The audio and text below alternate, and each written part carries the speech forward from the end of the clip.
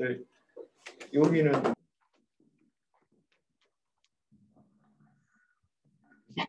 말씀하실 때는 편하시게 또 불편하시면 꽂고 하셔도 예. 그렇기 때문에 못 하겠습니다. 예, 그러니까 말씀하시는데 네, 그러면 지금부터 지속가능 회계 재정 세미나를 시작하도록 하겠습니다. 오늘은 서울대학교 경민대학의 황인희 교수님을 모시고 틀어보는 회계 및 보상 철학이라는 제목으로 세미나를 진행하도록 하겠습니다.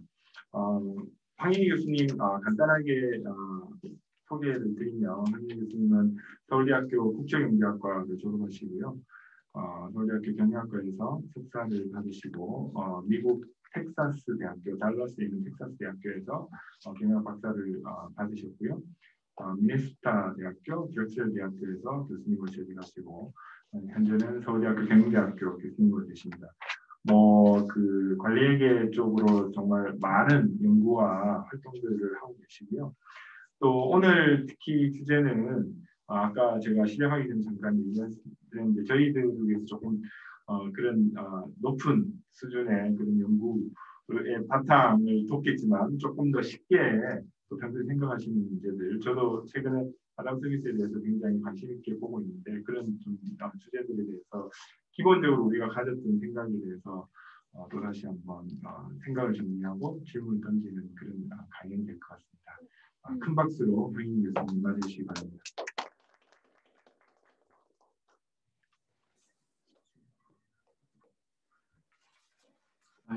양해해 주시면 제가 마이크를 보고서 좀 말씀을 드리도록 하겠습니다. 우선 그 행정대학원 세미나에 초청해 주셔서 감사드리고요. 예, 제가 오늘 말씀드리고자 하는 거는 이렇게 사실 어려운 내용은 아니고 제가 그 지속가능 경영은 한국에서 ESG를 포함해서 최근에 많이 이제 화두가 되고 있는데 한 3, 4년 전부터 계속 제가 이제 미국에 14, 15년도 안식년 다녀온 이후에 계속 생각을 하면서 강의 자료들을 조금씩 만들어 놓고 있었는데 어떻게 하다 보니 또 최근에 이런 내용들이 좀 많이 부각이 되는 것 같아서 제가 나름대로 좀 정리를 해보았습니다.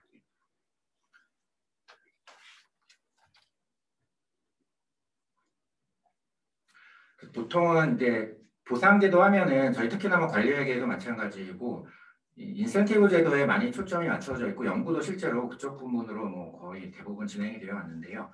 최근에는 약간 이제 우리가 인센티브 제도를 약간 실패도 많이 경험을 하면서 다른 쪽으로만 해석을 하는 경우도 생기고 또 한편으로는 인센티브 제도와 또 정반대에 있는 이피션시 웨이지라는 그러한 이론들도 과거부터 있어왔고 이제 그런 쪽에도 좀 관심이 기울어지는 것 같아서 그런 걸 중심으로 좀 말씀을 드리고 이런 것들이 지속가능과 어떻게 좀 연계가 되어 있을 수 있을지에 대해서 좀 그냥 질문을 던지는 그런 시간으로 한번 생각을 해주시면 좋겠습니다. 이제 크게 두 가지 토픽인데요. 첫 번째는 이제 우리 주주자본주의와 이해관계자 자본주의 이런 좀 대립되는 좀 관점이 있는데 보상 제도를 어떻게 좀 이해를 할 수 있을까? 그러니까 우리 인센티브 제도라는 거는 대리인 이론에서 나오는 개념이거든요. 근데 대리인 이론은 또 어떻게 보면 이제 주주자본주의에서 발전을 한 이론이죠. 그래서 이제 인센티브 제도 하면 기본적으로 주주의 부를 극대화할 수 있도록 우리가 에이전트, 경영자들을 어떻게 통제를 할 것이냐의 관점을 맞춰져 있는 것이고요. 근데 예전부터 이제 이피션시 웨이지라든지 또 제가 국보론을 실제로 읽어보니까 좀 다른 것 같다는 느낌이 들어서 오히려 국보론에서 아담 스미스 선생께서 얘기하는 거는 이해관계자 자본주의에 오히려 더 맥락이 다 있다는 생각이 들어서요. 국보론에 대한 말씀도 좀 드리고자 합니다.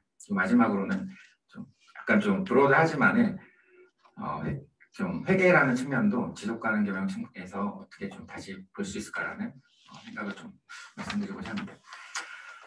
우선 이제 영화 여러분들 최근에 나온 영화인 것 같아요. Nothing Like a Dame이라고 아마 한국어로는 여배우들의 티타임 이렇게 되어 있는 타이틀인 것 같습니다. 제가 이거를 우연한 기회에 이제 보다 보니까 그냥 이제 이런 디렉터가 이렇게 질문을 던지면은 배우들끼리 그러니까 스크립트도 없고 그냥 자유롭게 이제 대화를 나누는 거를 이제 촬영한 그런 영화인데요.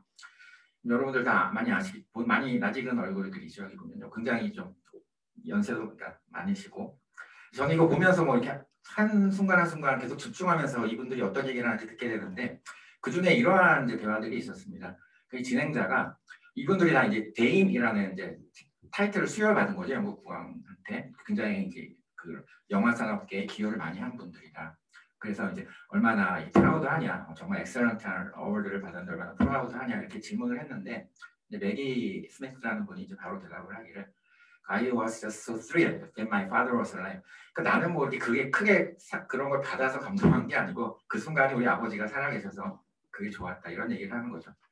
그리고 이제 또 뭐라고 덧붙였냐면 It's for other people who have helped and got you where you are. It's not really you. 그러니까 뭐 내가 이렇게 뭐 이렇게 레코그니션이 됐지만은 이거는 나의 업적이 아니고 나를 도와준 그동안 나를 도와준 수많은 사람들에 의한 것이다. 내가 아니고 그 사람들의 덕이다. 이렇게 얘기를 하고 있죠. 그러니까 이것이 제가 볼 때는 그냥 지속 가능 경영이라는 걸 한 줄로 표현하는 그런 말이 아닐까 이렇게 생각을 하고 있습니다. 그러니까 우리가 어떤 한 기업 이것이 아니고요.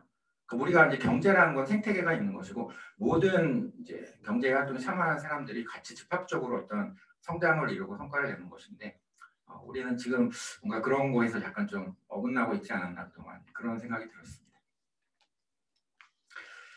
예. 그래서 이제 그 2019년도 9월호에 이제 뉴욕 파이낸셜 타임스 9월호에 이제 에디터가 이제 좀 글을 간단하게 쓴 적이 있었습니다. 그 당시에 또 웹사이트 타이틀 페이지에 이러한 이제 그때 화면 캡처를 해놨었는데요.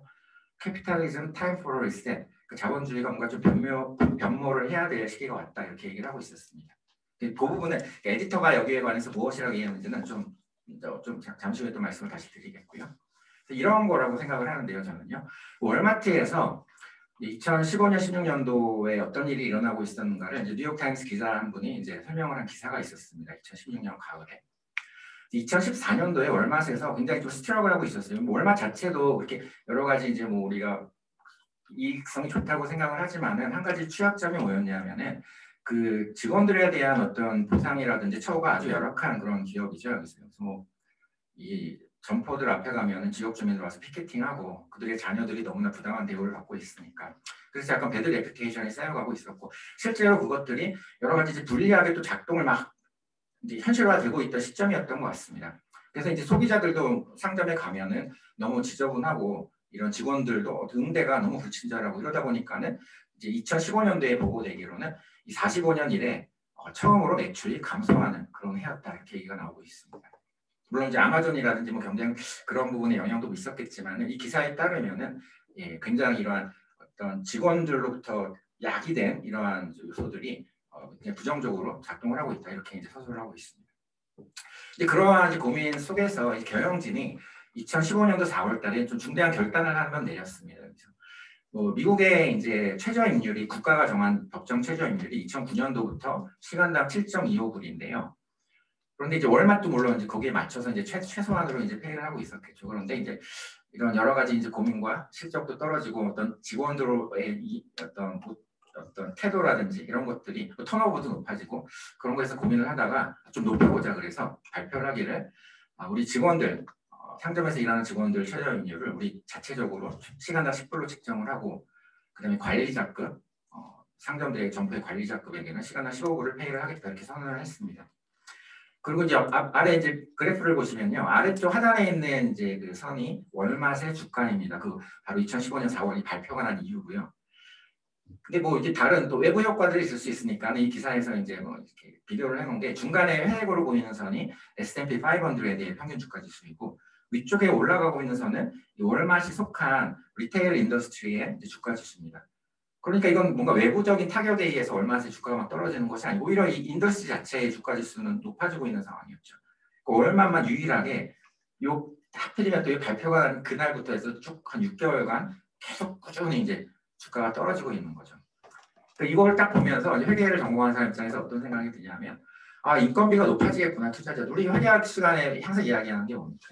인건비는 당연히 비용 항목이죠. 선액 계산서에서.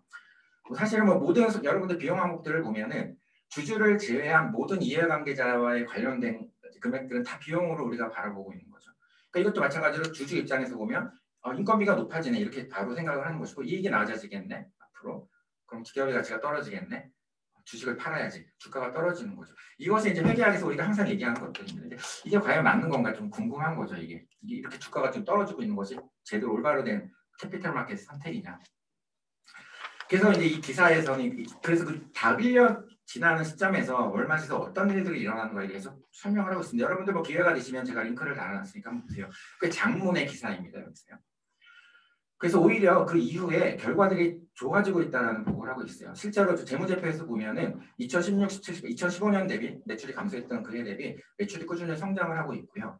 또 고객 만족도, 커스터머 서베이도 굉장히 만족도가 높아지고 있고 여러 가지 긍정적인 작용들이 나오고 있는 거죠. 인플로이들이 실제로 굉장히 성실하게 어떤 응대를 하는 거고요. 이제 그 매장을 찾은 손님들에게. 그래서 이제 여기서 실제로 이제 아담 스미스에 대한 이야기도 나옵니다. 이 기사에서요. 여기서 뭐라고 했냐면은 18th century economic thinker Adam Smith described the need to pay a goldsmith particularly well to dissuade him from stealing from you. 그러니까는 뭔가 이런 페이를 우리가 스퀴즈하는 게 아니고 오히려 페이를 잘 해라 이러한 얘기를 하고 있죠. 이제 국부론에 대해서 말씀을 드리겠지만 아담 스미스 선생이 항상 얘기하는 거는 페이를 잘하라는 얘기입니다. 국부라는 거는 그 나라의 페이 수준이 어느 정도가 되느냐 그것이 국부를 대변한다 이렇게 얘기를 하고 있습니다. 그런 얘기를 하고 있죠. above the market rate로 좀 페이를 해라 그러면은 여러 가지 이제 장점들이 있는데 그 자체로 이제 동기부여가 된다는 얘기죠. 우리가 인센티브라는 거는 컨디셔널하게 페이 스캠을 가져갈 때 동기부여가 된다고 보는 것인데 실제로 이쪽 아담 스미스부터 해서 efficiency wage 이런 티어리에서는 페이를 잘 해주면은 이 회사에 좀 더 로열티도 높아지고 우리가 다른 직장에서 잡는 것보다 페이가 잘 주는 이 회사에서 내가 성공을 하는 것이 더 이제 좋게 생각이 드는 거죠. 오히려 모티베이션 높아진다. 언컨디셔널한 페이먼트가 오히려 모티베이션이 높아진다. 이렇게 보고 있는 거죠. 그래서 뭐 여러분 제너럴 옐런이라고 지금 뭐 미국 이제 잘 알려진 또 조지 에컬로프도 인포메이션 에스티메트리 쪽에서 레먼 티어리를 이런 분들도 이피션시 웨이지에 대해서 좀 얘기를 계속 하고 있는 거죠. 커스터머도 이제 굉장히 만족도가 높아지고 있고 또 하단에 보시면은 이제 이런 셀렉션 메커니즘 관련된 이제 언급도 하고 있습니다. 그래서 최근에 2000년대 초반부터 해서 뭐 2010년대 특히나 이제 최근 2010년대 과거 데케이드에 대해서는 보상 쪽에서 셀렉션 메커니즘이라는 얘기를 많이 하고 있어요.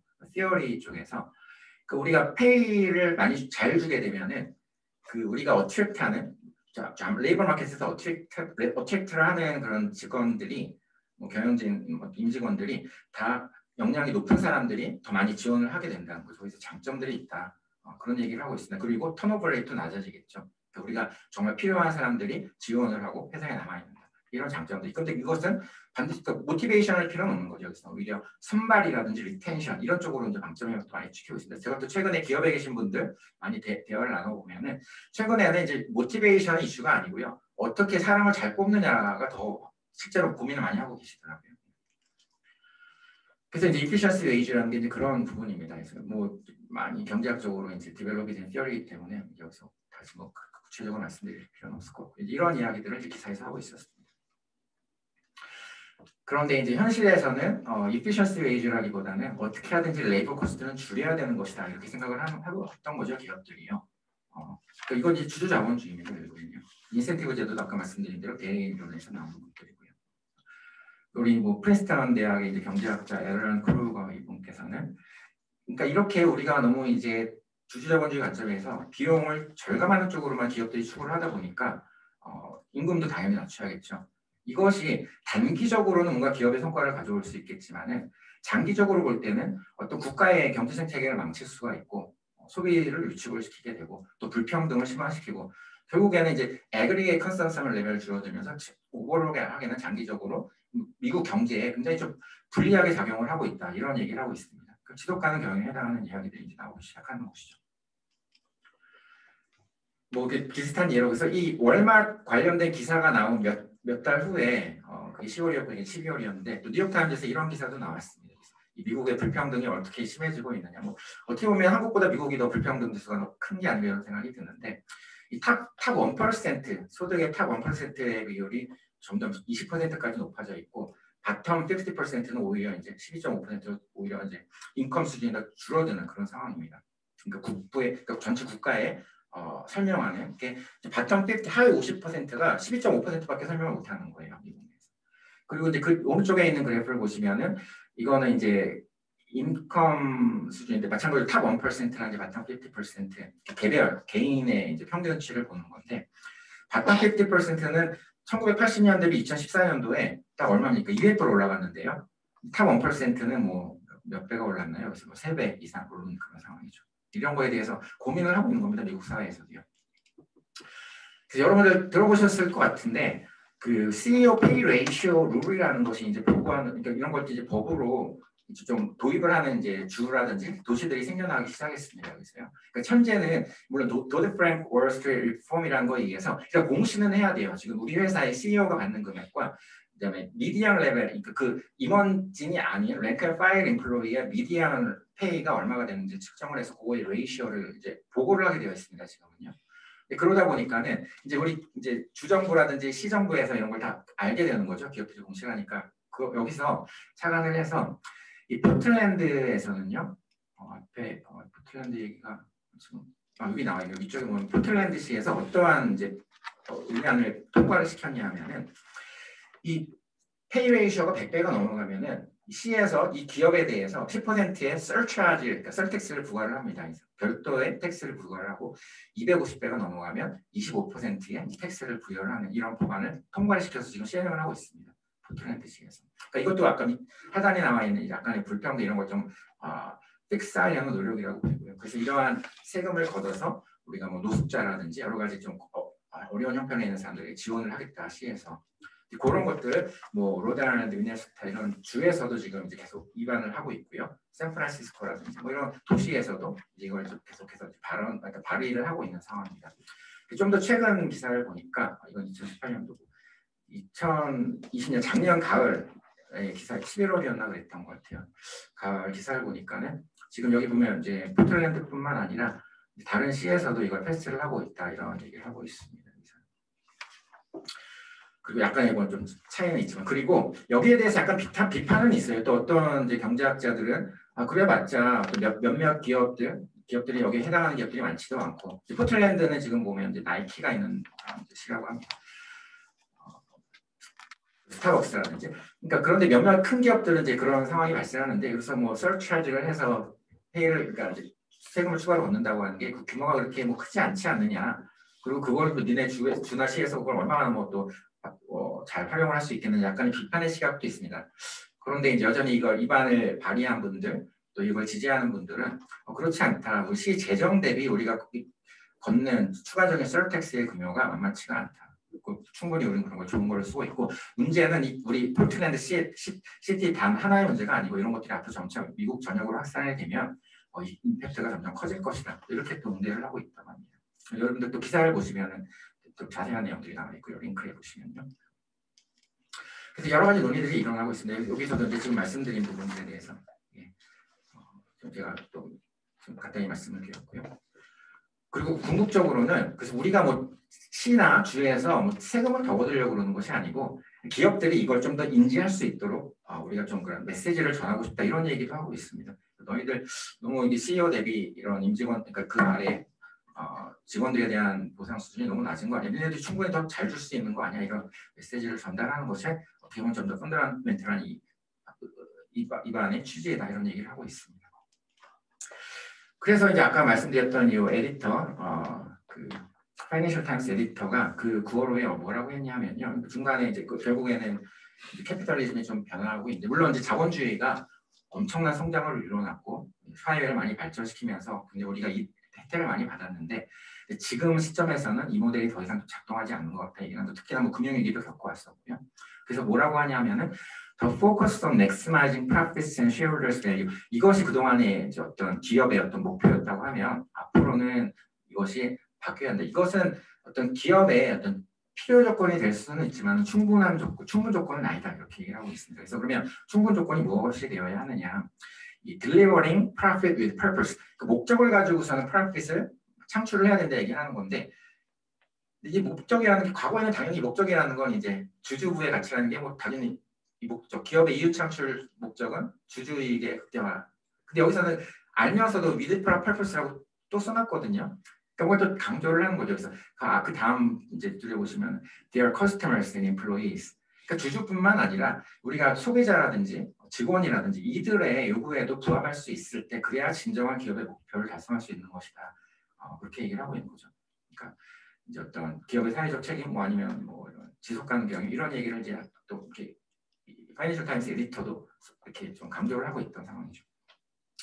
그러면 우리가 왜 주주자본주의가 왜 이렇게 갑자기 뭐 자본주의하면 왜 주주자본주의라고 이렇게 우리가 생각을 하게 되었느냐? 사실 주주자본주의의 히스토리는 길지가 않습니다. 자본주의의 역사에 비하면 주주자본주의의 어떤 히스토리가 굉장히 짧아요. 그런데 지금은 우리 시점에서는 자본주의는 주주자본주의다 이렇게 생각을 하고 있는 거죠. 특히나 이제 경영학에서 그런 얘기를 많이 해왔던 것 같은데 여러분들 이 Makers and Takers라는 책이 있습니다. 라나 포로아라고 이제 파이낸셜 타임스와 부의 편집장을 지내고 CNN에서 이제 경제 분석 이런 걸 많이 하셨던 분인데, 그러니까 그런 많이 이제 미국 경제의 현실을 접해보면서 그런 걸 이제 글로 풀어나간 책인데요. 이제 뭐 일단 Makers, Takers, Makers와 Takers인데 Takers는 누구일 것 같습니까? 뭔가 미국 경제에서 열심히 뭔가를 만들어내고 부를 창출하는 사람들이 있고 가치를 창출하는 사람들이 있고 이걸 가져가는 사람들이 있다는 얘기거든요. 이 가져가는 사람들이 이 책에 따르면 누구겠습니까? 금융산업입니다. 금융산업. 물론 우리가 투자자들이죠. 외국인요. 자금을 부리는 사람들은 하는 일 없이 여러 가지 이제 트릭을 써가지고서는 미국 경영 부를 다 흡수해가고 있다. 이렇게 비판을 하는 겁니다. 그래서 그러니까 결국 금융기관에 가게 되는 게 이제 주주라고 볼 수도 있는 거죠. 그래서 이분이 이 책에서 이런 얘기를 하고 있어요. 왜 이렇게 우리가 금융자본주의가 되고 주주자본주의가 되었느냐. 그것이 이제 대공황을 겪으면서 뭐 과거의 경제학 이제 보면은 학파들이 여러 개가 있는데 크게 보면 뭐 이제 고전 학파가 있었고 그다음에 이제 대공황 시기에 이제 케인즈 학파가 이제 막 치고 나왔었죠.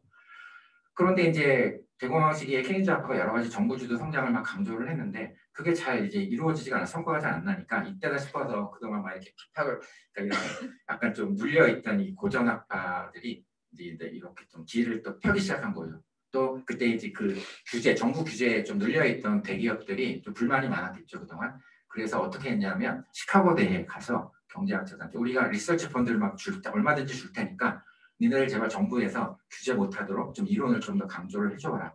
이렇게 해서 이제 연구가 막 진행이 되기 시작한 거죠. 펀드를 받아서. 그때 계셨던 분이 밀턴 프리드만입니다. 그래서 캐피탈리즘 앤 프리덤 책을 쓰셨고요. 뭐 너무나 유명한 책이죠. 그리고 여러분 효율적 자본시장에 대해서도 잘 아시죠? 캐피탈 마켓은 정보가 충분히 잘 효율적으로 공유가 되기 때문에 이 자본시장에서 결정되는 주가라는 것은 기업의 가치를 대변을 한다. 이것이 이제 효율적 시장 가설인데 유진 파만 선생도 그래서 뭐 노벨상을 받았죠. 이분이 이제 밀턴 프리드만의 직속 제자입니다. 그리고 이 두 분의 또 제자들이 나오겠죠. 젠슨 앤 머클린 이분들이 이제 대리인 이론을 이제 주창을 한 거죠. 70년대 말에 뭐라 하냐? 그럼 효율적 시장이기 때문에 주가가 기업의 가치를 대변을 하네. 그러면 우리 이제 에이전시 프로블럼이 생겨서 뭐 경영진들이 자꾸 뭐 개인 이득 취하려고 주주의 부를 해치고 개인 이득을 추구하는 그런 의사결정을 하는데 가장 좋은 방법은 그러면 뭐 여러 가지 뭐 인센티브 이런 거 그냥 생각하지 말고 주식을 줘라. 그 회사의 주식을 경영진한테 주면은 그 이해관계가 일치가 될 것이다. 이렇게 얘기한 것입니다. 그래서 결국 이분들의 시카고 경제학파에서의 나오는 흐름은 결국에는 다 시장의 대우력에 의해서 시장은 효율적이다. 그리고 그 중심에는 이제 주주가 있는 거죠. 그것이 이제 결국 대리인 이론까지 오면서 주주의 어떤 가치, 기업의 가치는 주주의 가치이고 어떻게 하면은 주주의 가치를 높일 수 있느냐, 주식을 줘라 보상으로 이런 얘기들이 이제 나오기 시작하는 것이죠. 그러면서 이제 70년대부터 해서 지금까지 한 50년 가량 주주자본주의가 당연하다고 이제 점점 그러니까 알게 모르게 이렇게 이제 인식이 계속 되어 왔던 거죠. 이런 시카고 경제학자들이 이제 경제학을 이끌어왔으니까 한동안. 저희 동기들은 단톡방이 있죠. 저희 이제 공학번 동기들 보면은 이제 좀 약간 저는 좀 이해가 안 되지만 그러니까 그런 컨센서스를 얘기를 드리는 겁니다. 시카고대 경영대학 앞에 건물 앞에 가서 사진을 찍어서 굉장히 자랑스럽게 막 이렇게 올리는 거예요 사진을. 그러니까 저희 공부할 때만 해도 시카고 경제학파 하면 아주 우상하는 그런 상황이었습니다. 그것이 계속 이어져 왔던 거죠 지금까지. 지금도 이제 그렇게 생각하고 있는 거죠 저희 동기들만 해도. 그래서 이제 이런 보상제도에서 이 주주자본주의 대리인 모델에 의해서 어떻게 하든지 그러니까 여기서는 여러분들 잘 생각을 해보세요. 대리인으로는요. 딱 두 그룹으로 나눕니다. 주주가 있고 프린시플이 있고 에이전트는 그 이외의 모든 사람들이 다 에이전트예요. 그리고 에이전트는 어떻게 프레이밍을 합니까? 얘네들은 어떻게든지 자기 이익만 추구하는 나쁜 놈들이야. 어떻게 하든지 얘네들 생각에는 주주의 이익을 해야하면서 자기들 이득만 추구하려는 나쁜 놈들이라고 그것이 대리인 이론입니다. 그래서 얘네들을 어떻게 컨트롤할 거냐. 그것이 이제 인센티브 시스템이 되는 것이고 물론 이제 극단적으로 말씀을 드렸지만 제가 그래서 이제 인센티브 제도를 많이 해봤는데 뭐 그게 잘 됩니까? 제가 사실 뭐 인센티브가 실패하는 사례들만 가지고 한 학기를 강의 한 이상을 강의할 수가 있거든요. 연구가 무궁무진하게 많이 나와 있기 때문에 실제 다양한 난관들 지표는 그러면 평가를 또 어떻게 선정을 할래? 기준 성과, 그러니까 실제 성과를 이제 평가하는 데 있어서 기준치가 되는 성과는 어떻게 선정을 할래? 뭐 아니면 좀 non-financial aspect 같은 것들 뭐 너무나 어려운 난관들이 많습니다. 그러니까 계속 실패를 하는 거죠 여기서요. 그러니까 이론 자체도 굉장히 좀 어떻게 보면 제가 볼 때는 그러니까 부실합니다. 왜냐하면 옵젝티브 펑션이 다 한 부류거든요. 주주가 돼 있기 때문에. 그러다 보니 오히려 인센티브를 이제 강화하면은 이제 신인 의무 위반, 뭐 분식회계가 오히려 조장이 되고 이런 이야기들이 나오는 거죠. 그래서 이제 경영대에 있는 특히나 회계학을 하고 뭐 이런 뭐 인사를 하고 이런 분들, 경제학자들도 마찬가지고 인센티브 제도를 많이 강조를 해서 기업들이 많이 또 시도를 해왔는데 이 이제 하버드 법대에 있는 두 교수님, 랩척 그다음에 프리드 이런 분들이 이제 좀 아닌 것 같다라는 또 얘기를 했던 거죠 한때. 그래서 경영진들이 주식 많이 받고 스탁옵션 받고 그러다 보니까 오히려 얘네들이 오히려 이런 나쁜 행동들을 더 하던데 회사에 도움이 안 되는 행동들을 더 하던데 이걸 다큐멘트하는 아티클이 있습니다. 여러분들 여기 찾아보시면 Pay for Long-Term Performance라는 아티클인데요. 뭐 간단하게 말씀을 드리면은 주식을 가지고 보상을 하게 되면은 이 주식이라는 게 결국에는 뭐 제가 뭐 어떤 회사의 임원인데 이 회사에 주식을 받았어요. 스탁옵션 받았어요. 그러면 어떻습니까? 제가 그냥 팔아버려서 캐시로 전환하면 되잖아요. 주식을, 그러니까 젠슨 머클링이 대리인 이론 주창하면서 주식을 줘라고 했을 때는 이 주식을 계속 가지고 있어야 되거든요. 받은 사람이. 그런데 현실에서는 그 제약을 두기가 어려운 거죠. 한국 같은 경우에는 상법에서 법으로 그냥 2년 후에는 자유롭게 팔 수 있게 되어 있어요. 그리고 미국에서도 이제 베스팅 피리어드라고 해서 네가 홀드할 수 있는 기간을 정해주기는 하는데 뭐 길어야 보통 2년 정도 합니다. 뭐 6개월 만에 끝나는 것들도 많고. 그러면 내가 몇 개월 있다, 뭐 1, 2년 있다가 팔아버리게 되면은 내가 현금으로 전환하고 그다음부터 또 인센티브가 없어지는 거거든요. 그런 일이 실제로 일어나는 거죠. 그래서 다 팔아버린다 그냥. 롱텀 인센티브를 계속 주려면은 뭐 주고 나서 2년 후에 베스팅 피리어드 끝나면 다 팔아버리면 또 줘야 되고 또 줘야 되고 너무 코스트가 커지는 거죠. 또 그러면요. 오히려 더 나빠지는 거고 또 어떤 일들이 생기느냐. 그냥 그래서 이제 그런 빨리 이제 팔지 못하도록 하기 위해서 미국에는 이제 한국보다 이제 플렉스블 하다 보니 법이 그러면 기업이 이제 자발적으로 뭐 엑스모빌이라든지 시티그룹 이런 곳에서 야 너 리테일을 해야지 네가 내가 준 주식을 팔 수 있어 이렇게 한번 해봤어요. 그러니까 좀 팔지도 말고 계속 가지고 있어라. 그래야 롱텀 인센티브가 지속이 되니까. 그러니까 어떻게 합니까? 이제 이런 에퀴티 인센티브 막 쌓이면은 퇴사를 하고 팔아버리는 거죠. 그런 일들이 생기니까 또 문제가 생긴 거죠. 그래서 또 다음에 이제 그 후속 주자들이 뭐 GE라든지 프랑클린 갬블 뭐 이런 데서는 이제 이런 시간을 뭐 또 픽스를 하면서 뭔가 이제 기간 어떤 미래에 뭐 5년 후에 언제 몇 날 며칠 날 팔 수 있어 이렇게 정해주기도 하고 또 한 번에 팔 때 네가 지금까지 받은 거 한 번에 못 팔아 이렇게 제한을 두는 그런 경우도 이제 생기는 거죠. 버라이즌 뭐 CBS 뭐 이런 식으로 시티그룹 골드만삭스 이런 식으로. 그러니까 쉽지가 않은 거예요. 에퀴티 인센티브. 그러니까 존슨 맥클링에서 얘기한 것처럼 그 인센티브를 주는 게 쉽지가 않은 겁니다. 주주의 입장에서. 그리고 실제로 여러 연구들이 2000년대부터 지금 최근까지도 에퀴티 인센티브를 많이 주게 되면은 여러 가지 형식으로 이제 에퀴티 인센티브를 우리가 측정을 하고 있는데요. 뭐 옵션이라든지 델타, 베가 이런 식으로 측정을 하고 있는데 그럴 경우 그런 기업들이 어떤 디스크레셔너리 액티브, 재량적 발생액이 상당히 좀 훨씬 더 크고 또 어떤 부실 재무제표 왜곡을 해서 리스테이트먼트를 한다든지 아니면 규제 당국에 적발되는 경우도 이런 것들이 굉장히 스트롱하게 관계가 있다고 이제 보고가 꾸준히 되어오고 있습니다. 오히려 이제 자본시장을 흐트리는 거죠. 그러니까 우리가 에퀴티 인센티브를 주면 주주의 입장에서 의사결정을 하고 자본시장도 잘 돌아간다 이렇게 생각을 했지만 오히려 자본시장에 해가 되는 결과들이 나오고 있다는 얘기를 하는 거죠.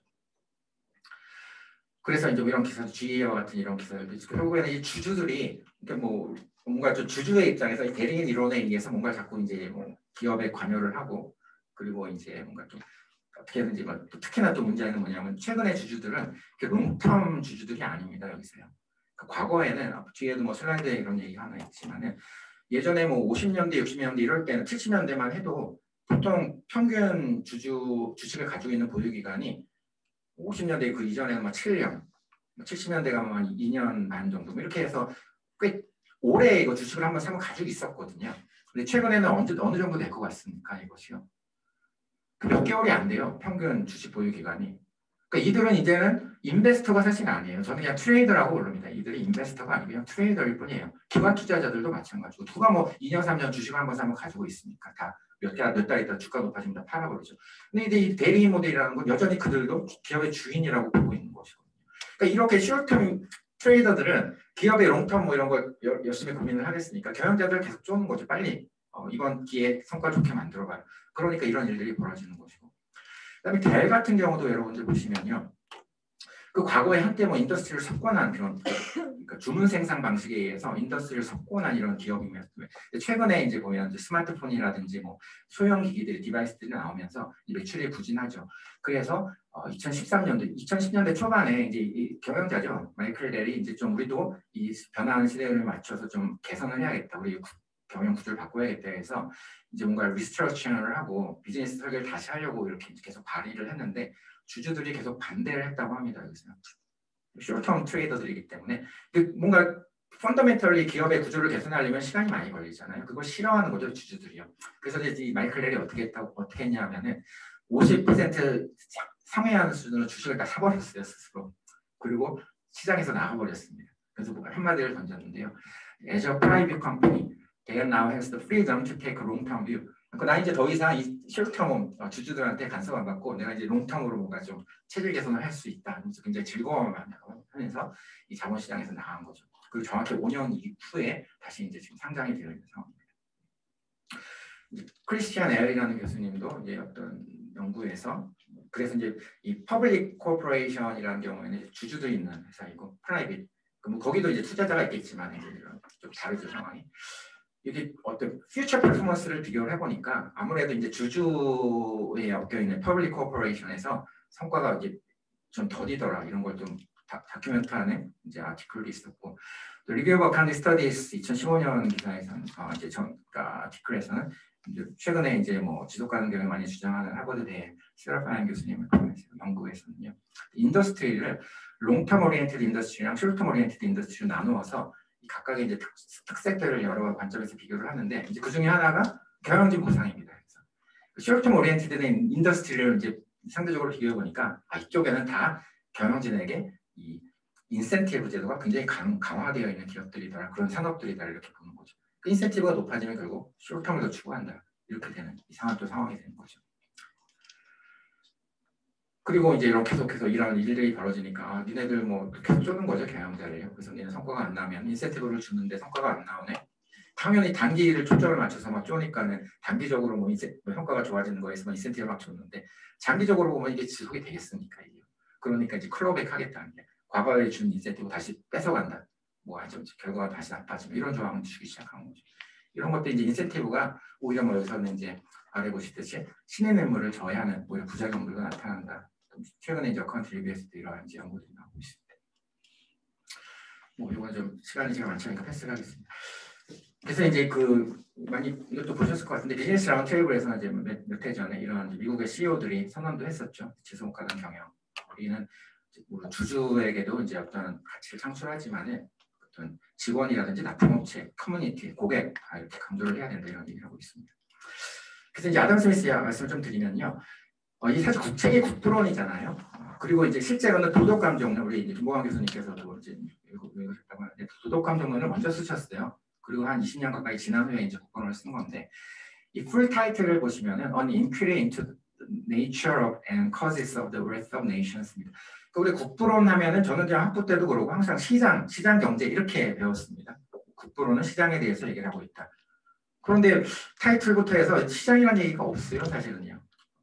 Wealth of Nation, 국부에 대해서 얘기를 하는 책이고 Nature and Cause, 무엇이 그 국부를 어떻게 정의를 하고 어떻게 바라보고 무엇이 또 이런 국부를 증가시키느냐 아니면 감소시키느냐를 계속 질문을 던집니다. 챕터마다 질문을 던지고 거기에 대해서 영국에서 일어나는 일들을 보면서 답을 하는 그런 책인데요. 뜻밖으로 굉장히 이제 어떤 도덕감정을 먼저 썼다고 했잖아요. 그 일맥상통하는 얘기들을 하고 있어요. 그 와중에 이제 시장도 뒤에 나온 게 분업에 대한 얘기를 하는 거거든요. 국부론에서는 각자의 역할을 하고 있는 사회이다. 그런 얘기를 하고 있고, 뭐 데이비드 휴미라든지, 뭐 존 락크라든지 계몽주의 사상가들도 언급이 계속 되고 있습니다. 국부론 안에서. 그 영향을 많이 받은 분 이제 그런 사람이죠. 그래서 경제를 보니까 이제 생산활동 참가자는 세 그룹으로 나누는데 이제 노동력 대부분의 저를 포함해서 대부분의 사람들이 노동을 가진 생산 수당이 노동인 거죠.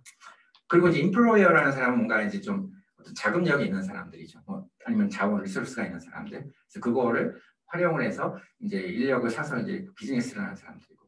또 랜드로드라는 그룹은 이제 물론 이제 근대 사회가 되면서 이제 여러 가지 생산 제조사들이 생기기 시작했지만 여전히 이제 농업이 이제 또 여전히 이제 남아있던 그 시기였는데 그 랜드로드라는 사람들인 거죠. 그래서 땅을 빌려주는 사람들. 그래서 이제 웨이지, 프로핏, 렌트 이렇게 이제 보상을 정의를 하고 있습니다. 각각의 그러니까 그룹에 대해서. 그런데 이제 또 초반 이런 얘기를 되게 여러 번 해요. 이제 국보는 북 1, 첫 번째 북을 보면은요. 이 generous reward for 그러니까 사실은 이제 저건 제가 쓴 거고 liberal reward for laborers라는 얘기를 표현을 씁니다. liberal reward for laborers. 처음에는 해석이 안 됐어요. 여기. 보상을 자유롭게 해주라, 웨이지를 자유롭게 해주라는 얘기가 무슨 이야기지? 이해가 안 됐거든요. 그러니까 뭐 주는 사람 마음대로 하라는 얘기인가? 그런 얘기를 이제 이 표현을 여러 번 쓰는데 이 컨텍스트에서 해석이 안 되는 거예요. 그래서 제가 이제 국보는 사실 이제 학부생들하고 2해 동안 여름방학마다 같이 읽었는데 그 첫 해에는 같이 이제 디스커션을 해야 되는데 학생들이랑 제가 저부터 여기서 해석이 안 되는 거예요. 그래서 굉장히 당황스럽잖아요. 그래서 고민을 하다가 근데 뭐 정답은 먼 곳에 있지 않다. 그래서 그냥 사전을 찾아봤어요. 리버럴 단어를 찾아보니까 저 아래쪽에 제너러스라는 뜻이 있더라고요. 제너러스를 딱 보니까 그냥 다 해석이 돼요. 그러니까 이 국부를 이분이 어떻게 정의를 하냐면 이 generous reward for labor 할 수 있는 것이 바람직한 국가이고 그러한 나라가 국부가 높은 나라이다 이렇게 얘기를 하고 있습니다. 아담 스미스 책을 보면 그 시장이라는 게 왜 나오냐면요. 그 당시에 중상주의 경제에서 이제 수입 규제가 막 나오기 시작했거든요. 근데 이 아담 스미스는 거기서 어떻게 설명을 하고 있냐면 영국 국왕이 여전히 이제 봉건 사회에서 근대 사회로 넘어가지만 갈등이 있는 거죠. 여전히 봉건 영주들과의 갈등이 있는 거예요. 귀족들과. 그러다 보니까 내가 더 세게 나가고 싶은데 왕이 어떻게 할 것이냐. 그 당시에 신흥 세력이죠. 상인들을 잡아야겠다. 이들의 내 편으로 얼라이언스를 만들어서 이 봉건 영주들을 좀 눌러야겠다. 어떻게 하는 게 좋으냐? 수입 금지를 하게 되면은 그 국내 상인들은 어떻습니까? 독점권이 생기는 거죠. 해외 상인들과 경쟁할 필요가 없거든요. 그렇게 이제 아담 스미스는 설명을 하고 있습니다. 이 중상주의 시대의 수입 규제를. 그래서 영국에서 수입 규제하니까 프랑스에서 수입 규제하고 이제 모든 유럽 국가들이 이제 수입 규제. 그런 얘기를 하면서 이제 인비저블 핸드라는 말이 한번 나오는 거예요. 니네들 제발 좀 수입 규제 좀 하지 마라. 그거는 니네 모든 나라들을 망치는 것이다. 그렇게 얘기를 하고 있습니다. 수입 규제를 하면서 그러니까 일부의 사람들, 독점 상인들한테 또 부가 몰아진다는 얘기죠. 그러면 이제 우리 레이버러들한테는 가는 파이가 줄어든다. 그거에 대해서 굉장히 좀 고민을 하고 싫어하는 사람입니다. 아담 스미스는요. 실제로 뭐 제가 그냥 하는 말씀이 아니고 이제 읽어보면 저는 이걸 놀랐어요. 이렇게 레디컬한 얘기를 할 수가 있었어. 임금을 낮추는 것에는 법적 제한이 없는데 그 당시에 보니까 올리는 것에 대한 반대는 크다. 영향력 있는 사람들이 이걸 올리는 걸 반대를 한다는 얘기죠. 또 임금은 가족을 부양하고 각 가정이 후속 세대를 키울 수 있는 수준이 되어야 한다. 결국 대부분이 지금도 마찬가지 아닌가요? 결국에 국가를 누가 이뤄갑니까? 대부분의 인력이 이끌어가는 건데 그 후속 세대를 키울 수 있는 수준까지 되도록 임금 수준이 결정이 돼야 돼. 그 미래까지 보는 거죠. 지속 가능한 경제를 이제 고민을 하는 거죠. 아담 스미스 선생님. 가장 하위 인력을 제공하는 가정들에도 동일하게 이 룰은 동일하게 적용이 돼야 되고 물론 이제 다른 종류의 일을 하고 어려운 일을 하는 사람도 있지만 거기에 대해서 어떤 차별을 얘기를 하지만 가장 하위 인력 제공하는 가정들에게도 기본적인 저 수준이 보장이 돼야 한다. 국부의 실질적인 이것이 또 재미있었습니다. 국부의 실질적 크기는 국부 자체의 증가가 아니라 뭐 금은보화, 뭐 해외에 가서 뭐 수탈해오는 금은보화가 아니고요. 인력에 대한 보상이 얼마만큼 높아지느냐 그것이 국부를 우리가 정의할 수 있는 메셔이다 이렇게 얘기를 하고 있습니다. 그 당시 영국과 그러면 미국 중에 어느 나라 국부가 더 크다고 해야 되느냐? 영국 국왕, 영국 사람들은 뭐 이렇게 리더들은 영국이 훨씬 잘 사는 나라라고 100번만 이렇게 떠들지만 내가 볼 때는 미국이 더 잘 사는 나라다. 왜냐? 레이버럴이라는 페이 수준이 미국이 영국보다 높기 때문에 이런 얘기를 하고 있습니다. 그래서 이제 그런 아담 스미스 선생님 어떻게 보면 그러니까 이 efficiency wage 뭐 이런 쪽에도 다 있다는 생각이 들어요. 그래버티 페이먼트라는 크레딧 카드 결제 회사인데 이 CEO, 댄 프라이스라는 CEO가 되게 젊은 분인데 이제 2015년 근방에 이제 이 회사의 이제 임원이 그러니까 최고 경영자가 됐죠. 그러면 이 링크에 가보시면 설명이 잘 나와 있습니다. 그러면서 이제 그 당시에 직원 수준 페이 레벨이 평균 한 40K 4만 불 정도였는데, 그러니까 이제 CEO 부임하면서 직원들이랑 이제 다 개별적으로 인터뷰를 해봤어요. 하나의 문제점이 그 당시 가장 큰 문제점이 뭐였냐면 퇴사입니다. 1년, 2년 있다 다 퇴사해버리는 거예요. 그럼 새로 뽑아야 되고, 새로 트레이닝해야 되고, 이 코스트가 너무 크다는 얘기죠, 여기서. 그런 걸 이유를 이제 물어보니까 우리 회사에서 받는 임금으로는 여기서 나의 미래를 설계할 수도 없고, 뭐 조금이라도 더 좋은 기회가 생기면 당연히 나갈 수밖에 없다, 이렇게 이제 직원들이 얘기를 하는 거죠. 그러니까 기업으로 보면 이게 코스트가 더 큰 거죠. 우리 주주자본주의 뭐 이렇게 어떻게든 인건비를 낮춰야 된다 이렇게 들어왔지만은 그게 여기서 이제 부작용을 이부는 깨달은 거죠. 그래서 이제 70K로 높였어요. 우리 어떤 레벨의 직원이건 최소한 내가 70K는 준다면요. 더 해줄 수도 있고 본인의 연봉을 오히려 계약했던 것보다 깎아버렸습니다. 그랬더니 턴오버 레이시, 요거는 이제 웹사이트에 가면 다 설명을 하고 있어요. 여기에 대해서도 이제 경제학자들이 챌린지하는 거죠. 얘 괜히 자기 뭐 유명해지려고 쇼하네, 이렇게 경제학자들, 시카고 경제 그런 쪽 사람들이죠. 결국엔 다 비판을 많이 했는데, 그러니까 이분이 열을 받아가지고 실제로 어떤 일들이 벌어지나를 다 공개를 하고 있습니다. 이직률 낮아지고 고객 만족도 계속, 직원 만족도가 높아졌고, 그 다음에 이제 클라이언트들이 계속 유지가 되고, 그러니까 그러면 직원들이 나태해지는 거 아니야? 인센티브로 보면 나태해지는 거죠, 직원들이요. 그러면 고객 유지도 잘 안 되고 좀 더 나빠지는 거 아니야? 고객 유지율 절대 나빠지지 않고 새로운 고객들도 계속 늘어나고 있고요. 그러니까 장점들이 생겼다는 얘기죠, 계속. 그 이익도 많이 늘어나고 뭐 여러 가지 좋은 점들에 대해서 이제 오히려 이제 증거를 제시하면서 이게 내가 날 잘 보이기 위해서 하는 게 아니라는 걸 보여주는 거죠. 이건 좀 작은 회사예요. 직원 규모가 한 70명 정도 됐던 그 당시 회사인데, 여기서 에트나라는 회사는 미국 건강보험사 매출 규모 3위인 큰 회사입니다. 그래서 이분도 CEO인데요. 이분도 가만 보니까 거의 비슷한 시기에 월마 그 말씀드렸던 시기처럼 이제 아까 그래버티도 그랬고 에트나도 그러고, 이 회사에서는요 시간당 최저임료를 16불로 책정을 했습니다. 이 경영자가. 그러면서 뭐라 했냐면은 명색이 건강보험사인데 우리 직원들이 막 본인의 건강도 막 어쩔 줄을 몰라하고 막 건강이 너무 안 좋고 그러면 의료비를 지불을 못하고 가족은 말할 나위도 없고, 그런 상황에서 지금의 임금 수준에서는 본인의 건강도 테이크케어를 잘 못하는 상황인데 이제 보니까, 그런데 우리가 어떻게 이들로 하여금 회사를 위해서 열심히 일을 하라고 요구를 할 수 있느냐, 이건 말이 안 된다. 내가 최소한 뭐 가족까지는 안 되더라도 우리 직원들 자체는 건강에 염려 없이 충분히 그걸 케어할 수 있는 수준으로 임금을 주겠다. 그래야 내가 그들한테 기대를 할 수 있다. 요구를 할 수 있다. 이렇게 얘기를 하는 거죠. 16불까지 높였습니다. 넷플릭스도 똑같아요. 이것도 뜻밖이었습니다. 넷플릭스에 보면 Culture of Freedom and Responsibility라는 하나의 다큐멘터리가 있습니다. 여기 보시면은 그 패티 맥콜이라고 그 창립자예요. 창립 멤버입니다. 그래서 넷플릭스 창립 멤버이고요. 2012년도에 은퇴를 하면서 이제 책도 쓰시고 했는데, 이분이 이제 Chief Talent Officer라고 해서 이제 보상부터 해서 여러 가지 이제 휴먼 리소스 매니지먼트를 담당해왔던 분인데요. 여기 보면 이분이 이런 얘기를 하고 있어요. Pay top of the market, efficiency라고 돼 있죠. 그러니까 우리가 보상할 때 뭐가 가장 efficient하냐? 여기서는 no bonus라는 얘기예요. No bonus, just included in salary, so much simpler, no free star options, just big salary. 그냥 그 보상을 많이 주라는 얘기예요. 자꾸 뭐 컨디셔널하게 인센티브 이런 얘기 하지 말고 그것이 가장 efficient한 보상의 방식이다라고 주장을 하고 있습니다. 실제로 넷플릭스가 이제 그렇게 해오는 거죠. 그러니까 또 인재들이 막 찾아오는 셀렉션 효과도 나오는 것이고요. 턴오버도 잘 안 일어나고, 그래서 이제 회사가 이렇게 막 또 성장할 수 있는 계기가 됐다고 볼 수 있는 거죠. 그래서 인센티브를 주창한 초기의 경제학자들 중에 한 명이 여러분 많이 들어보셨죠? 그 뱅톰스트롬이라고 해서 에이전시 프로블럼 걸 풀는 방식으로 인센티브를 정교하게 모델을 제공한 노랄 하자드라는 용어를 써서, 이분도 사실은 이제 노벨 경제학상을 받았을 때 미국에서 여러 가지 기사들이 나왔어요. 물론 최근의 연구들도 여러분들 직접 보시면 알겠지만, 이분이 의외로 후기로 오면서 인센티브는 굉장히 좀 제한적인 상황으로 적용을 해야 하는데 이게 항상 뭐 이렇게 작동을 하는 것이 아니다라고 이렇게 얘기를 하고 있습니다.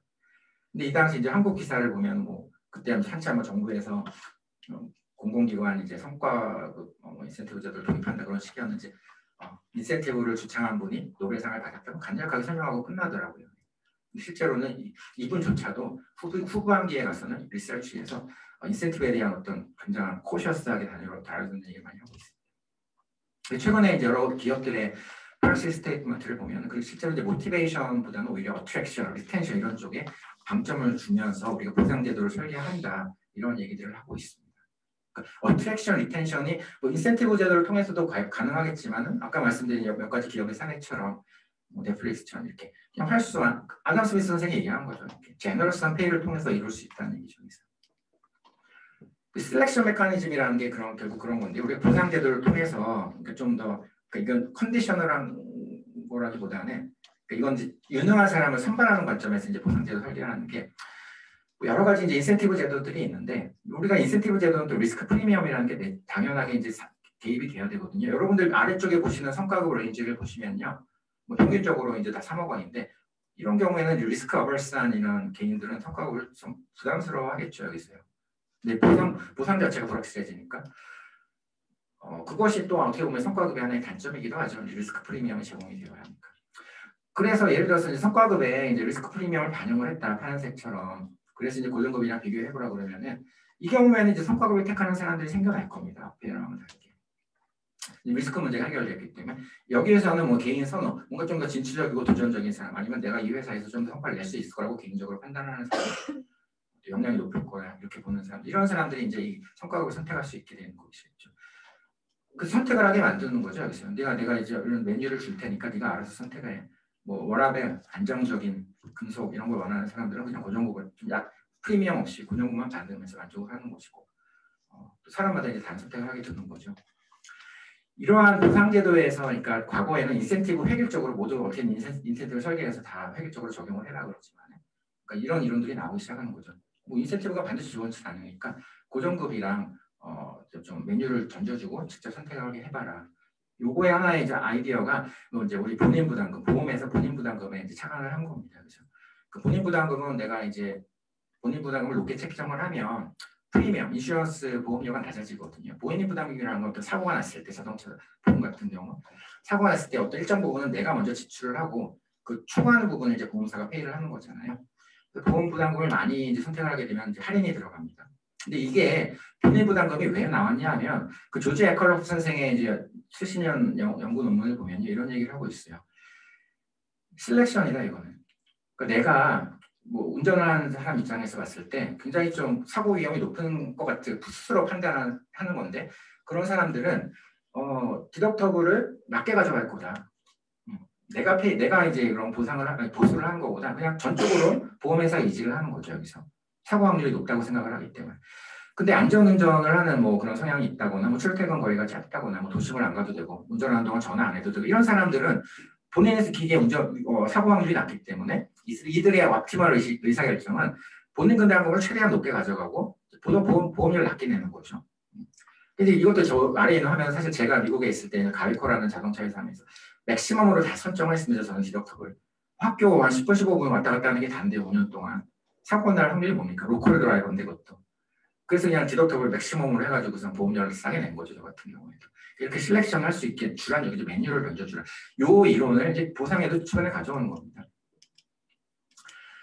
그래서 이러한 얘기들이 최근 리터레이처에서 많이 나오고 있습니다. 대부분 다 티어리, 이론 논문들이고요. 그런데 또 재미난 거는 또 넷플릭스인데 이 회사에서 의외로 이런 실렉션 메커니즘을 적용을 하고 있더라고요. 그래서 employees can choose how much they want to link their economic destiny to Netflix success by choosing how much Netflix stock or stock options they want to. 그 내부 연봉이 뭐 1억 원이다 그러면 나 다 1억 원 캐시로 줘. 아니면 50% 캐시, 50% 넷플릭스 주식 줘. 뭐 아주 1부터 100까지 네가 정해 이렇게 하는 거죠. 선택을 맡기는 겁니다. 그러니까 이런 것들이 어떻게 보면 자유롭게 종업원 직원들한테 보상 시스템을 맡기고 메뉴 중에 선택을 하게 하고 자유도가 높아지면 나의 성향이라든지 나의 역량 수준에 맞춰서 그럼 이제 불평등도 좀 줄어들지 않을까 뭐 그런 생각을 하는 거죠. 이건 있어요. 그래서 이제 그 다음으로 이제 마지막 주제가 이러한 이제 보상제도에 대해서 몇 가지를 말씀을 드렸는데, 그러니까 제가 후반부에 말씀드린 efficiency wage라든지 선택 이런 것들은 어떻게 보면은 대리인 모델은 아닌 거죠 여기서. 뭔가 좀 더 직원들에게 좀 페이버를 주고 이들을 좀 그런 걸 통해서 이제 격려를 하고 오히려 모티베이션을 달성하는 자유를 주고 그런 걸 이제 좀 고민을 하는 그런 최근의 사례들을 말씀을 드렸던 거고요. 제가 볼 땐 그런 것들이 국토론에서도 좀 논의가 되었던 것 같다.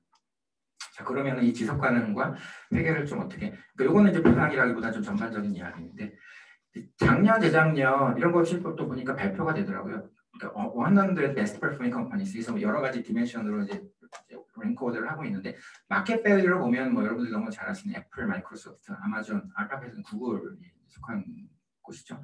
뭐 페이스북, 알리바바, 테슬라 다 IT 쪽 그 기업들의 어떤 마켓 밸류가 굉장히 높은 거잖아요. 그 다음 컬럼에 에셋 보면은요, 그 투자된 캐피털은 그렇게 상대적으로 작은 거죠. 그러니까 프라이스 북 레이셔를 보면요, 이들은 굉장히 높아요, 이 비율이요. 근데 몇 개 이제 뭐 JP 모건 체이스, 뭐 비자 이런 파이낸셜 인더스트리에 있는 기업들 보면요, 마켓 밸류 특히나 뭐 JP 모건 보십시오. 에셋이 훨씬 더 큰 거죠, 여기서요. 그러니까 제가 이걸 왜, 그러니까 2022년도 거의 유사합니다. 그래서 이걸 제가 보면서 어떤 생각이 들었냐면, 캐피털의 역할이 그렇게 중요한가, 최근 사회에서 어떤 비즈니스 모델이라든지 어떤 고객들이, 소비자들이 이런 회사들에게 어떠한 편의를 느끼는가, 이런 것들도 중요한 게 아닌가, 기업의 가치를 정하는 과정이, 그런 생각이 좀 들었습니다. 예를 들어서 이런 스타일란다라는 회사가 있었는데, 근데 소규모 월 매출 1,000만 원이던 회사가 몇 년 후에 6천억에 팔렸다, 로레알에.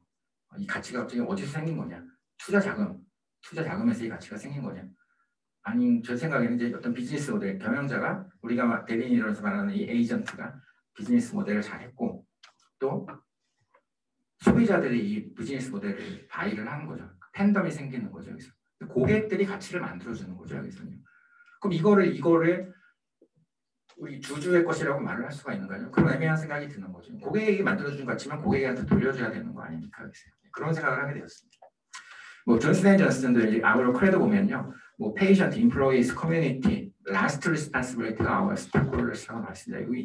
그리고 스테이크홀더 자체에도 abnormality, 우리 회계학에서 말하는 초과 이윤, abnormality를 창출하는 게 아니고 fair return만 주면 된다고 얘기하고 있죠. 독특한 회사였습니다, 과거부터. 이건 이제 정은호 교수님께서, 은퇴하신 정은호 교수님께서 항상 이런 말씀해 주셨는데요. 기업의 어떤 목표나 역할에 대해서. 그래서 이제 저도 이제 그런 말씀을 드리면서 이런 쪽으로 계속 생각을 하게 된 거죠. 그래서 이제 최근에 나온 이제 ESG라는 논의가 있는데, 결국에는 이제 롱텀을 보겠다는 얘기고요. 그 롱텀을 봐야지 우리가 성공, 좀 더 컴페티티브하게 기업이 발전을 할 수 있다고 볼 것이고, 또 이 기사에, 이거 포브스에서 2018년 가을에 나온 기사입니다. ESG 관련해서. 왜 ESG가 중요하냐. 마지막에 보시면 또 재미난 얘기를 하고 있죠. Attract and retain the best talent. 결국 이제 보상과 관련된 문제인 거죠. 그래서 베스트 탤런트를 어떻게 얘네들 확보를 하고 턴오버를 방지할 거냐. 결국 사람이 ESG도 사람이 안 들어가는 거 아니겠습니까? 이제 그런 얘기들을 하는데, 그래서 제가 약간 이제 선행 연구들 뭐 이런 다큐멘트 된 걸 좀 뭐 3가지 방면으로 좀 정리를 해봤는데요. 첫 번째 롱텀과 관련해서는 그렇습니다. 이게 롱텀이라고, 어쨌든 우리가 마켓 리턴이라는 건 다 우리가 이제 롱텀으로 우리가 주가가 결정된다 이렇게 보면 캐피탈 마켓에서 2015년도에는 이제 ESG를 굉장히 관여도가 높은 회사들의 초과 수익률이 높다. 또 금융위기 시에도 실제로 ESG 퍼포먼스, CSR 점수가 높았던 회사들이 주가 수익률이 상대적으로 덜 감소하고 버텨내더라 잘. 또 최근에는 그 지금 코비드 사태 이후에도 굉장히 좀 재빠른 연구자들이 또 다큐멘터리를 했죠. 코비드 시점에서도 이 ESG, CSR 이런 것들을 충실하게 대응해왔던 기업들이 잘 좀 리지스타, 그러니까 버텨내고 있다, 이런 위기를. 그런 연구들이 계속 나오고 있습니다. 그리고 오른편에 이제 자금의 흐름을 보면, 그러니까 이제 투자자들도 이제 우리가 이제 트레이더가 아니고 롱텀 트레이더, 롱텀 관점의 인베스터들은 이제 이런 걸 깨닫기 시작하는 거죠, 이제. 그래서 최근에 이제 또 뮤추얼 펀드의 이제 좀 더 상대적으로 롱텀을 추구하는 뮤추얼 펀드들의 투자 자금 흐름을 보니까 이 ESG 스코어, 모닝스타에서 이제 제공하는 지속가능 지수가 높아지는 회사 쪽으로 다 투자 자금이 몰린다. 오히려 ESG 아니면 지속가능 지수가 떨어지는 기업들로부터는 다 투자를 회수하고 있더라. 이런 걸 또 다큐멘터리를 해보고 보여주고 있습니다. 저널 오브 파이낸스 논문에서요. 그리고 이제 어카운팅 쪽에서는 이제 CSR 뭐 이런 것들을 충실히 하는 기업들은 자본 비용이 낮아지는 또 혜택이 있고, 또 이제 어떤 재무 분석가들이, 외부에 있는 증권 분석가들이 이익을 예측을 하는데 이 오류가 점점 줄어든다. 그러니까 이런 non-financial information도 밸류에이션에 영향을 준다는 얘기를 또 이제 회계학문들에서는 좀 제시를 하고 있습니다. 그리고 이제 주주들에 대해서도 이제 계속 챌린지를 하는 거죠. 얘네들 이제 주주자본주의이긴 했는데 여전히 뭐 주주들의 역할이 중요한데 그럼 너희들도 목을 해라. 니네들 자꾸 숏텀 이득만 자꾸 취해 나가서 빠져나가려고 하지 말고 니들이 정말 기업의 장기적인 성과를 위해서 니들의 역할을 해야 된다. 이렇게 얘기를 하는 거죠. 그래서 뭐 블랙락이라든지 이런 이제 투자가죠. 이제 이런 투자가들이 이제 이런 부분에 대해서 계속 최근에는 주총 갈 때마다 ESG에 관련해서 계속 안건을 제기한다고 합니다. 모니터링을 좀 더 강화하는 것이죠.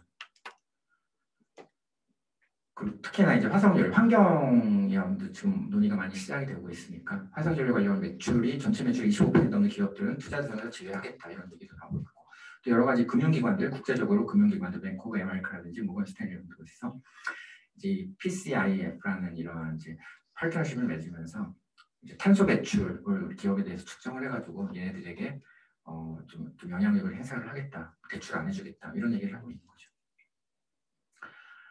그리고 이제 제조사 같은 경우도 이제 이런 프레셔를 받는 거죠.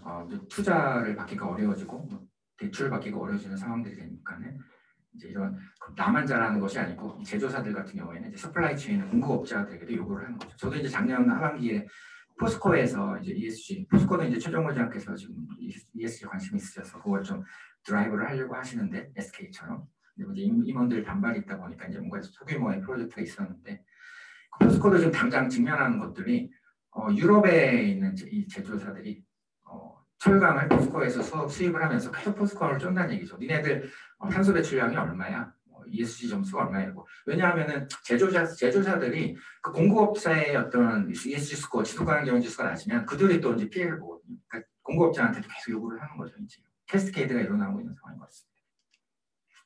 그다음에 이제 이런 objection retention 관련해서 연구들이 또 재미난 것들이 있었는데 이 어카운트 리뷰 작년 연구해 보니까 CSR 활동이 굉장히 높은 그런 기업에서는 그러니까 이건 이제 약간 뭐 익스페리먼트 같은 건데요.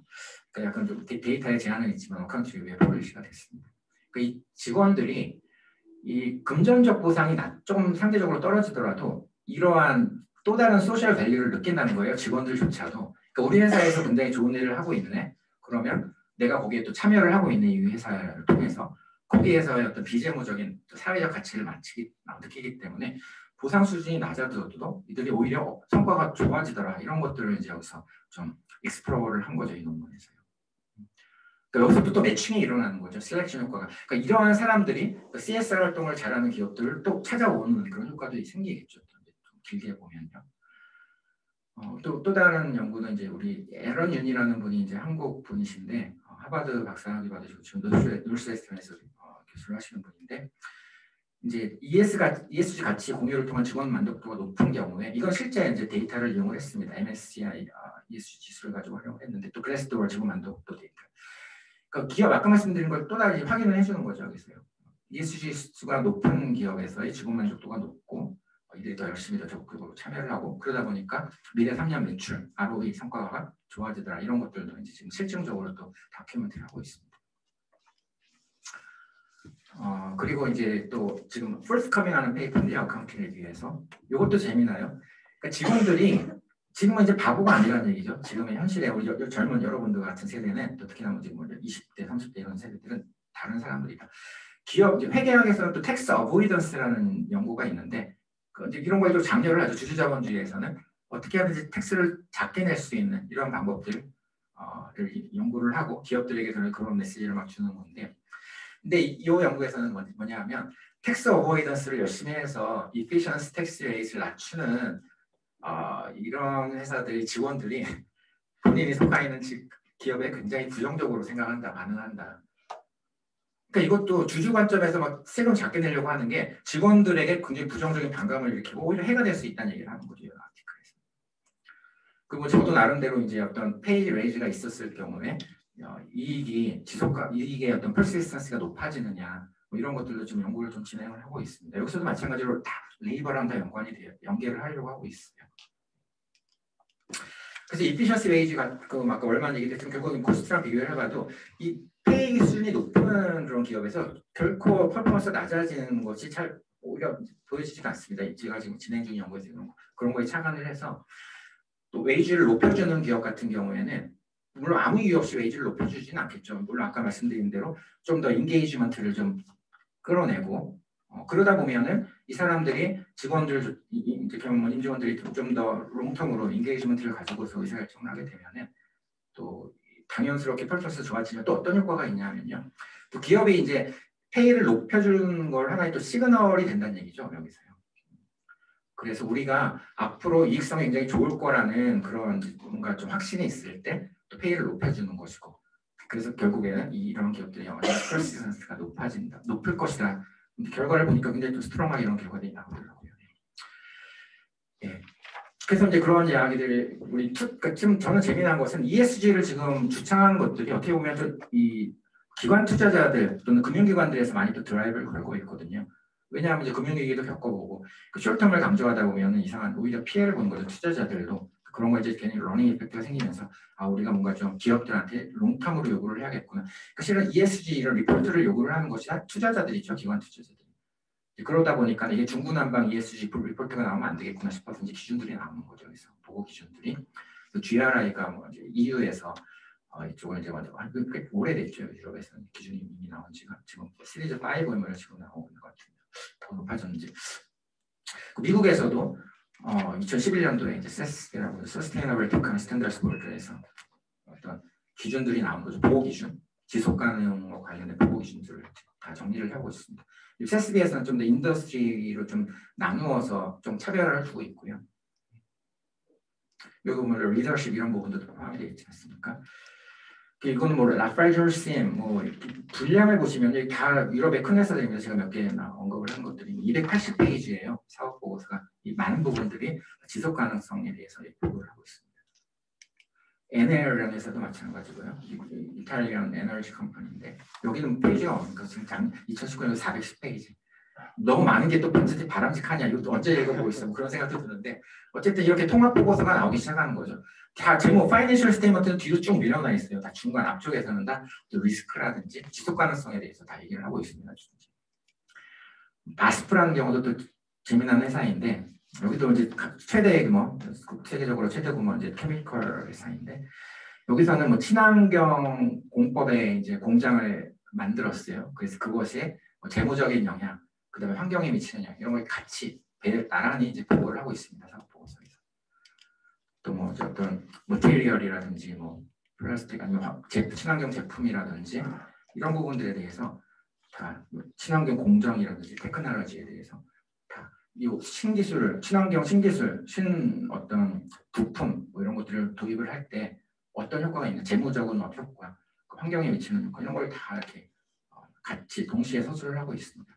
그래서 이제 투자자들은 설득을 하겠죠. 여기서 보상도 이런 회사도 언급하신 이런 세 회사는 임원 보상에도 이제 이런 환경적인 요소들을 반영을 하고 있고 이제 또 라파이저스님은 헬스 세이프티 그 지역 사회라든지 직원에 대한 헬스 세이프티 이런 것들도 임원 보상의 15%를 반영을 하고 있습니다. 나머지 회사들은 이제 아무래도 환경 탄소 배출을 가지고 인센티브 시스템에 이제 반영을 하고 있는 그런 케이스들입니다. 이제 보상에서도 이제 이런 부분을 좀 연계를 하고 있는 거죠. 지속 가능성과 관련해서. 그래서 뭐 트리플 바텀 라인 이런 이야기들도 나오고 있고 그 기존의 파이낸셜한 부분과 소셜 에스펙트 그다음에 환경과 관련된 부분을 같이 별도로 측정을 하는 것이고 그러다 보니까 최근에 지속 가능에서는 임팩트 밸류에이션이라는 얘기를 하고 있어요. 그래서 뭐 세라파임 교수를 중심으로 해서 이제 임팩트 밸류에이션 연구 논문들이 몇 개가 나오고 있는데 그 과거에는 이제 인풋 아웃풋 가지고선 우리가 재무 보고를 하고 이제 수평을 했는데 이제는 이런 것들을 통해서 아웃컴, 임팩트 또 임팩트의 가치 이런 것들도 우리가 측정할 수 있어야 된다면서 계속 이제 이런 거를 이제 제안을 조금씩 하고 있습니다. 이제 여전히 이제 뭐 학계에서도 이런 얘기 하지만은 임팩트 밸류에이션 라운드 테이블이라는 게 구성이 됐어요. 그래서 아까 말씀드린 뭐 바스프라든지 뭐 네스트, 그다음에 SAP 이런 곳에서 모여서 이제 이 라운드 테이블 만들면서 측정에 대해서 어떻게 할 거냐 계량화 작업을 하고 있고요. 그다음에 이제 밸류 밸런싱 얼라이언스라는 기관도 또 생겼죠. 여기는 한국 SK도 포함이 되고 작년도에 이제 10월이었나요? SK 초청으로 해서 한국에서도 포럼이 있었습니다. VBA. 여기서도 이제 이런 임팩트 밸류에이션 얘기를 좀 계속 얘기를 하고 있고요. 그래서 그런 걸 보면은 궁극적으로는 이제 평가할 때 과거의 밸런스 스코어카드를 좀 더 확장해 볼 수 있지 않을까. 사료같이 환경같이 서로 연계되는 것들도 고민을 해보고 이런 것들도 생각을 할 수 있을 것 같습니다. 또 우리 이제 이거는 이제 사모펀드라든지 정부의 역할 제가 어떤 걸 알았냐면 사모펀드에서 제가 아는 뭐 중견 사모펀드인데 최근에 제조사를 하나를 중소제조사를 인수를 했대요. 이유가 뭐냐면 최근에 이제 중소제조사 대표분들 또 경영대회는 최고 경영자 과정이 있으니까 이분들 오시면은 하나같이 불평을 하세요. 화학물질 관리법이 너무나 세게 지금 개정이 계속 되어 왔기 때문에 검사를 나오면 안 걸릴 방법이 없다고 합니다. 그러니까 걸릴 수밖에 없다고 해요. 여기서 까다롭게 하면. 그리고 우리가 그들이 자금이 그걸 애들 쓰고 복귀에 맞출 만한 자금력이 없다는 얘기죠. 그냥 뭐 아니면 도라고 하시더라고요. 와서 재수 납부만 걸리면 별 하나 한 줄 가는 거고 빨간 줄 가고 뭐 어디 페널티가 있겠죠. 또 안 걸리면 재수 좋은 거고 그렇게 할 수밖에 없다고 해요. 그런 거 상황이니까 이제 사모펀드에서 그렇게 부담을 느끼는 이제 제조사를 인수를 하는 거죠. 인수를 해서 지금 이런 법에서 요구하는 이런 걸 이제 다 체질 개선을 하는 거죠. 투자를 하고 설비 투자를 하고. 왜냐하면 사모펀드는 자금력이 있으니까. 그렇게 하니까 사모펀드의 어떤 뭐 긍정적인 기능이 그런 건 있을 것 같은데, 근데 그걸 또 굳이 사모펀드에서만 해야 되느냐 자금이. 정부에서도 뭔가 우리가 법을만 강조를 하면서 이 형편이 지금 안 되는. 유럽 같은 경우에는 아까 97년도에 기준이 만들어지지 않습니까? 이게 90년대부터 이걸 다 하고 준비를 해오고 있던 나라들이라 지금 뭐 1, 2년 만에 이게 됩니까 우리나라가요? 그러니까 법도 물론 중요성은 알겠지만 좀 이게 시간을 가지면서 좀 천천히 해야 되는데 지금 막 다 때려 넣는 거죠 지금요. 그냥 나가 떨어지라는 얘기거든요. 그러니까 정부도 그런 거에 좀 더 고민을 좀 더 해봐야 되지 않을까? 결국에 우리나라 기업들 다 나가 떨어지면 누구만 좋습니까? 이 EU에서 지금 뭐 IIFRS 쪼아가지고서 자꾸 이거 하려는 이유도 저는 그런 의도도 있다고 보거든요. 아시아권이라든지 이런 나라들 제조사들 이거 이렇게 세게 하면 다 나가 떨어질 수밖에 없습니다. 그러면 결국 누가 좋아지는 거예요? 유럽 기업들이 좋아지는 거죠. 지금 제가 약간 초과가 됐는데 한 5분 정도만 더 시간을 주시기 바랍니다. 아까 여기서 뭐 아담 스미스 선생은 그래서 이런 독점에 대한 얘기를 한 거지 뭐 다른 얘기를 한 건 별로 없어요. 분업을 중시를 했던 것이고 그 이기심이라는 단어 없어요. 셀피쉬라는 단어가 제가 보니까 그냥 검색을 해봤어요. 우리 워드 파일에 보면 기능이 있지 않습니까? 3번 나와요. 3번. 이 3번이 다 수입 규제와 관련된 겁니다. 다 셀피쉬하다는 나라들이. 이 아담 스미스가 얘기하는 건 셀프 인터레스트인데 이거를 우리가 이기심이라고 해석을 하는 건데요. 이 셀프 인터레스트는 저는 이기심으로 해석이 안 돼요. 이거는. 그냥 각자 분업이라는 환경에서 각자의 역할, 나에게 주어진 재능을 가지고 내 역할을 하면서 거래에 참여를 한다는 얘기죠. 그렇게 해서 거래를 하면은 이제 어떤 엑스트라 이런 소멸되지 않고 내 잉여분을 다른 사람의 잉여분과 교환을 하게 되면서 사회적으로 국가적으로 이게 좀 더 부가 증가한다 그런 얘기를 하고 있는 겁니다. 내 것을 더 많이 가져가겠다. 그런 얘기 한 번도 찾아볼 수가 없어요. 읽어보세요, 여러분들. 제가 생각하는 셀프 인터레스트는 이런 거예요. 그러니까 우리 뭐 화재가 나면 소방관들 막 목숨 걸고 뛰어들어서 화재 진압하면서 사람들 구해나오지 않습니까? 실제로 부상도 막 심각한 부상도 당해가는 거 뻔히 알면서도 이번에 코비드 났을 때 의료진들 대구에 가서 자원봉사하지 않습니까? 이게 뭐 인센티브가 있어서 이렇게 합니까 이분들이요? 이 인센티브가 아니거든요. 이거는. 그냥 셀프 인터레스트거든요. 이기심이 아니에요. 이런 얘기를 한 거죠. 내 역할을 충분히 한다. 내 재능, 내 주어진 역할을 하는 것이 이런 것들이 모여서 이제 국가의 그러니까 부가 이렇게 형성이 된다고 보는 거죠. 경관이 뭐 물에 뛰어들어서 아이를 구한다 마찬가지입니다. 근데 저는 죄송합니다. 여기 시카고 경제학과 좋아하시는 분들 계시죠? 이분들은 항상 이게 좀 이상해요. 뭐 사랑도 함부로 하지 말고 헌혈도 함부로 하지 말고 모든 걸 다 이코노마이즈 하는데 오히려 이런 것들은 자의 신이라는 거 far better to conserve 함부로 쓰지 말라는 얘기예요. 희소가 희소 자본이기 때문에. 근데 실제로 뭐 철학자들 아리스토텔레스, 루소, 데이비드 휴엄, 아담 스미스도 마찬가지입니다. 이런 거는 손해는 많이 하면 많이 할수록 그 사이즈 커패시티가 커진다고 얘기하거든요. 이건 그러니까 한동안 시카고 경제 주류경제학에서 하는 얘기하고 정반대의 개념들이죠. 마이클 샌들 선생님도 책 쓰는 거 보면 이런 얘기를 결국 하고 있는 겁니다. 정의라는 것입니다. 한 가지만 더 말씀을 드릴게요. 지대와 관련된 건데 국부론에서 보면은 그러니까 이런 레이버 컴pen세이션에 대해서도 얘기를 많이 하지만은 또 랜드로드, 서드 그룹이죠. 굉장히 부정적입니다. 랜드로드에 대해서요.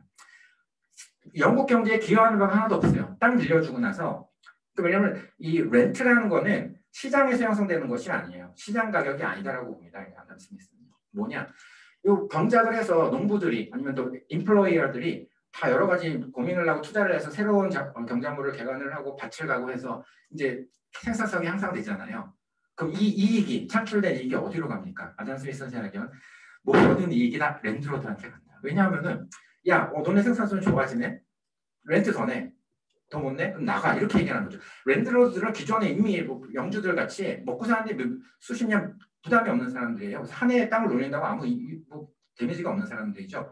그러니까 생산성이 높아지면 바로 렌트를 많이 가져간다는 얘기죠. 그런데 그 가져가는 이 렌트를 그러면 어떻게 재투자를 하느냐? 재투자도 안 하더라 내가 보니까. 그냥 자기들 개인적인 소비. 물론 최근에 저는 또 기사를 보면은 뭐 이런 자산한 이런 돈이 많은 사람들이 뭐 개인적인 소비를 통해서 경제를 활성화하는 데 기여를 한다. 그게 아담 스미스 그 얘기 나와요. 물론 그런 그러니까 개인적인 소비를 통해서 사회에 뭔가 좀 돈이 돌아 들어오지만 너무나 약소하다는 얘기죠. 그건. 이 사람들이 그 돈을 재투자를 해야 되는데 그렇지 않다는 데서 이제 비판을 실용적으로 하고 있습니다. 랜드로드에 대해서. 그러니까 토지 상속하지 말라고 얘기를 하는 거죠. 거기서.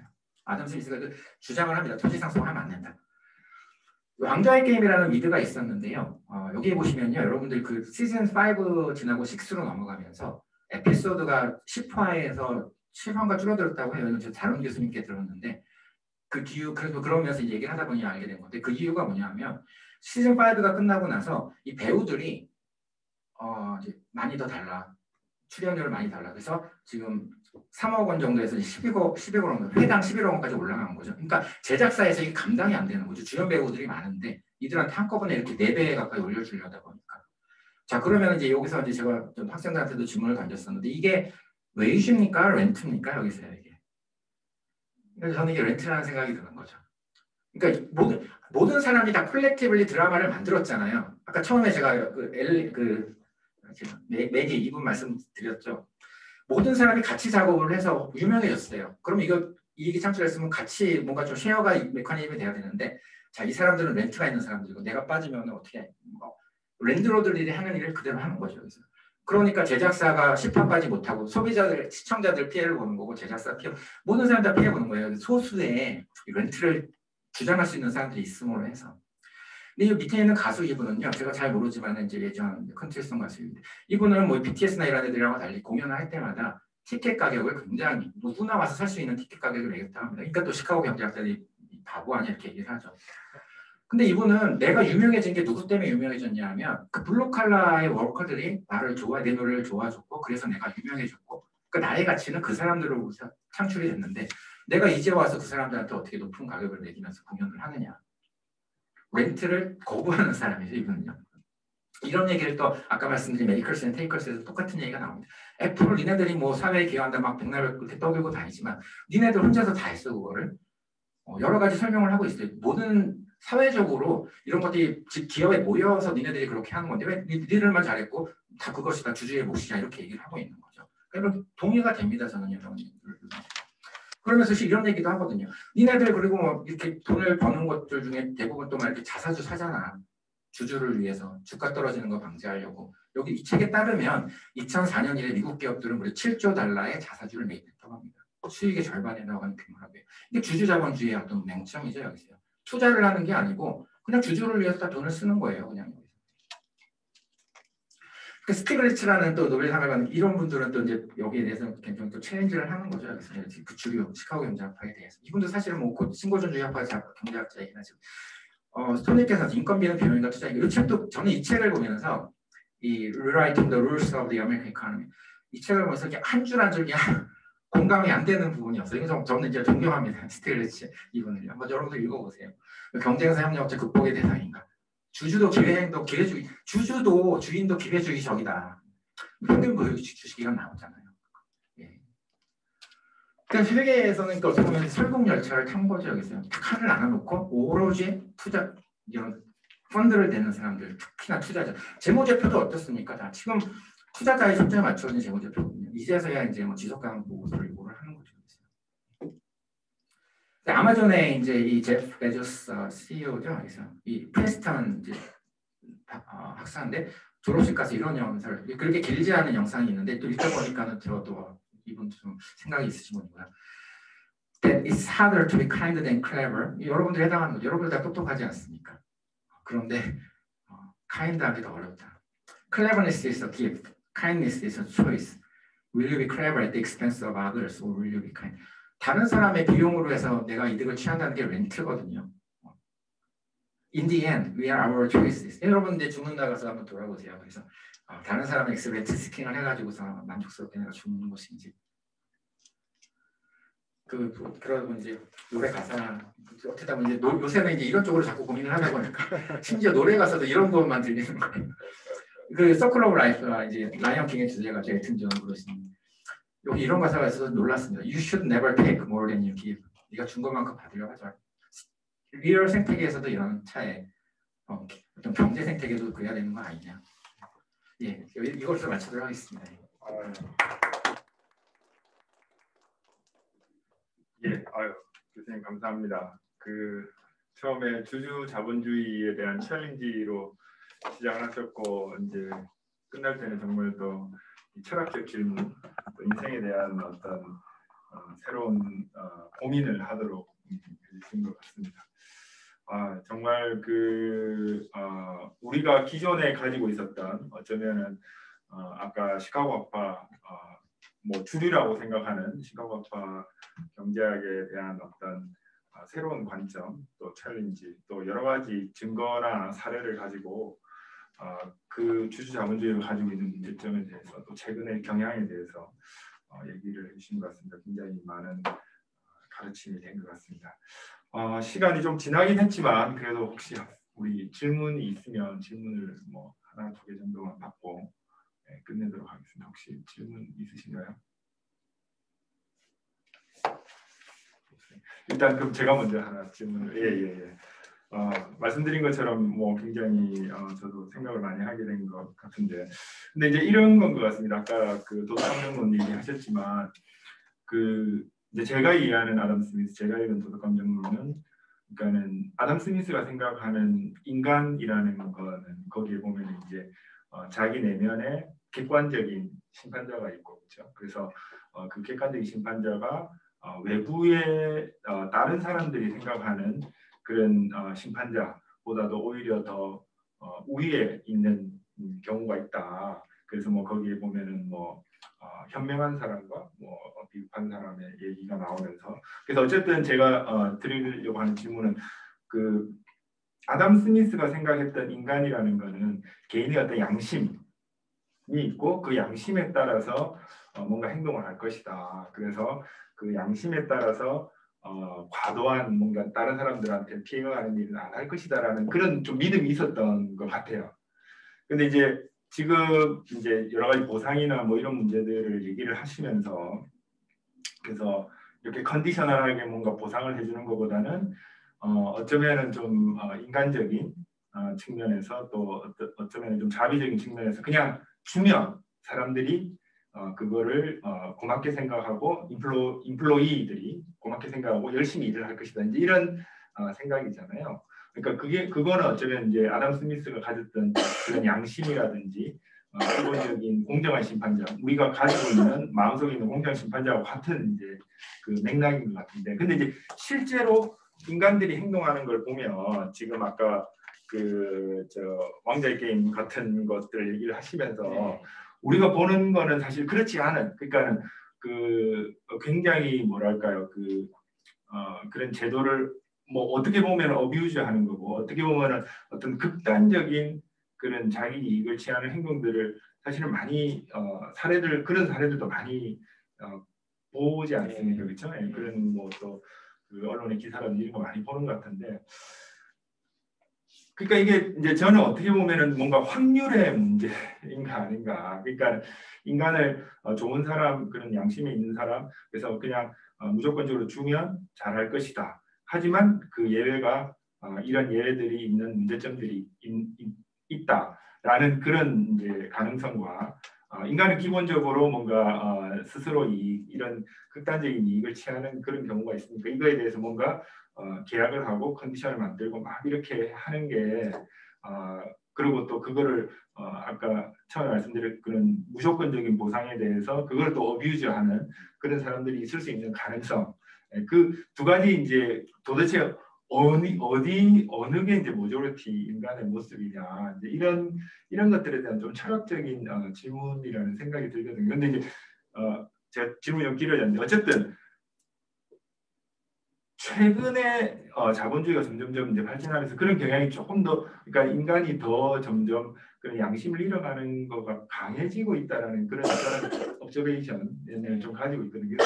혹시 그런 생각을 교수님도 가지고 계시는지, 아니면 만약에 그런 생각을 하신다면 그거는 어떤 이유 때문인 건지, 뭔가 그거에 대한 원인이 있는 건지, 그거에 대해서 좀 얘기를 한번 듣고 싶습니다.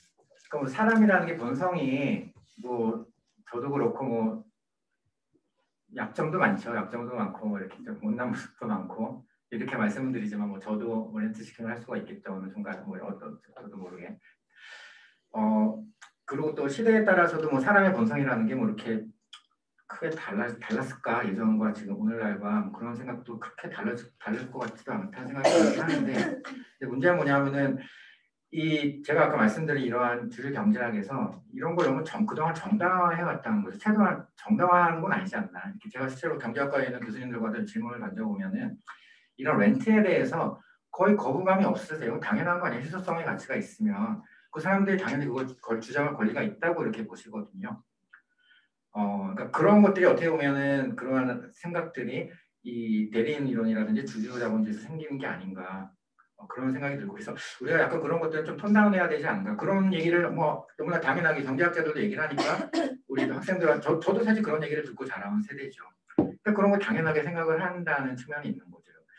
그런 것들이 좀 우리가 톤다운하면서 이렇게 좀 여러 가지 다양한 관점들을 좀 보게 되면은 그렇게 좀 렌트시킹하는 것들이 물론 그런 사람들도 여전히 있겠지만은 우리가 전반적으로 어떻게 보면 지속 가능을 추구하는 것도 그런 걸 좀 이렇게 좀 약간 좀 가라앉히려는 노력이 아닐까 이런 집합적으로 국가적으로 사회적으로 그런 노력이 아닐까 또 기업이 중요한 역할을 하기 때문에 이제 기업에서 그런 걸 시작을 한다 그렇게 좀 이해를 해서 지속가능 경영을 우리가 좀 케어를 한다는 걸 좋게 생각을 하고 있고요.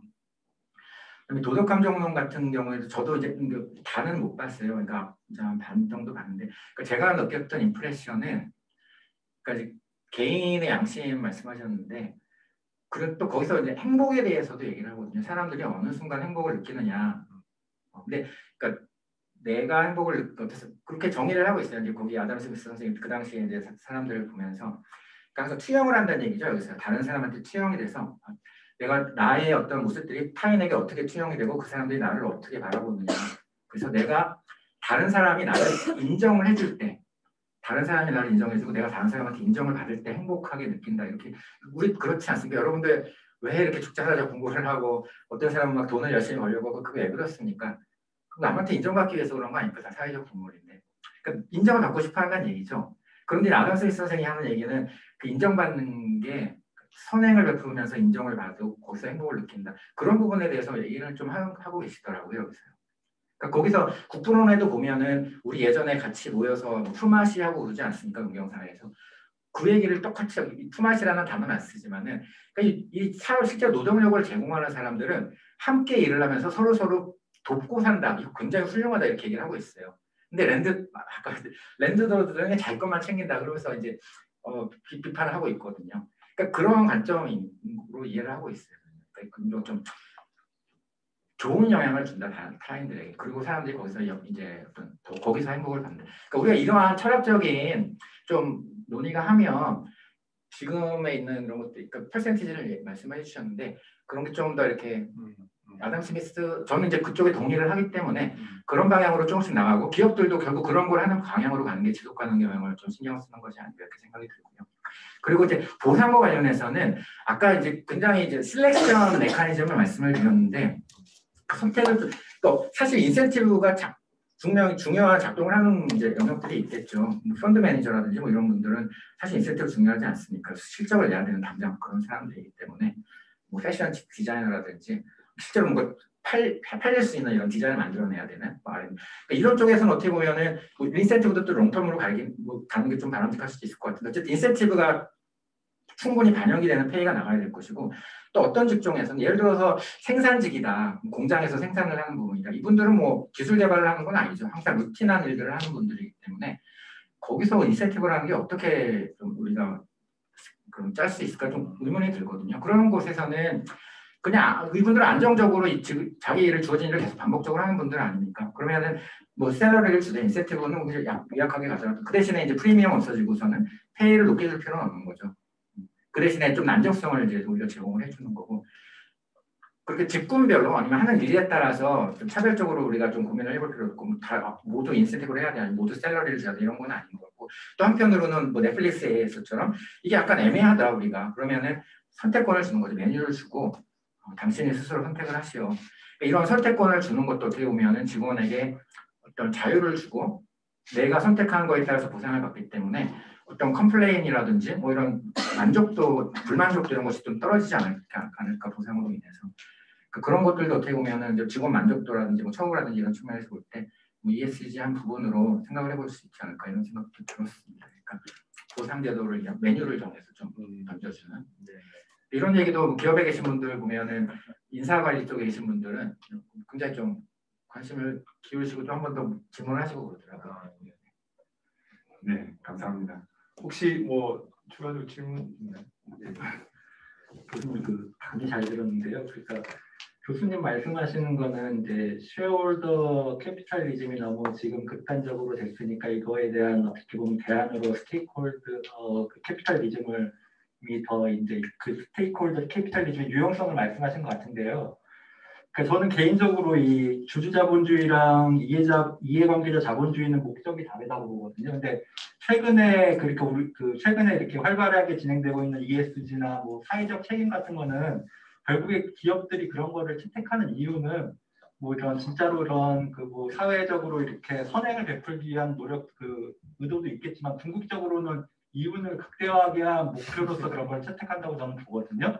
그러니까 어떻게 보면은 그러니까 현재 진행되고 있는 그런 ESG나 그런 게 주주자본주의를 더 진화하기 위한 어떻게 보면은 수단으로서 저는 이용한다고 저는 보기 때문에 어떻게 그거를 이해관계자 자본주의로 간다고 볼 수가 있는지 그러니까 저는 개인적으로 이게 두 개는 목적이 아예 다르다고 보기 때문에 그러니까 어떻게 생각하시는지 궁금해서 여쭤봅니다. 그러니까 ESG라는 것도 결국에는 뭐 이해관계자 자본주의라기보다는 이익을 계속 확보를 하기 위한 하나의 방법이다 이렇게 생각을 하시는 거죠. 그럼 동의를 합니다. 그러니까 지금 아까 말씀드린 대로 EU라든지 이런 쪽에서 막 이런 걸 지속가능 경고 강제를 하고 막 굉장히 강조를 하고 모든 나라들한테 전파를 하려고 하는 게 기준을 빨리 만들어서 그러니까 좀 그런 거에 지쳐진 나라들은 굉장히 좀 곤란을 겪을 거거든요. 결국에는 본국에 있는 국가들이니까 기업들이 또 혜택을 볼 수도 있고 또 이 ESG를 요구하는 게 결국에는 투자자들이거든요.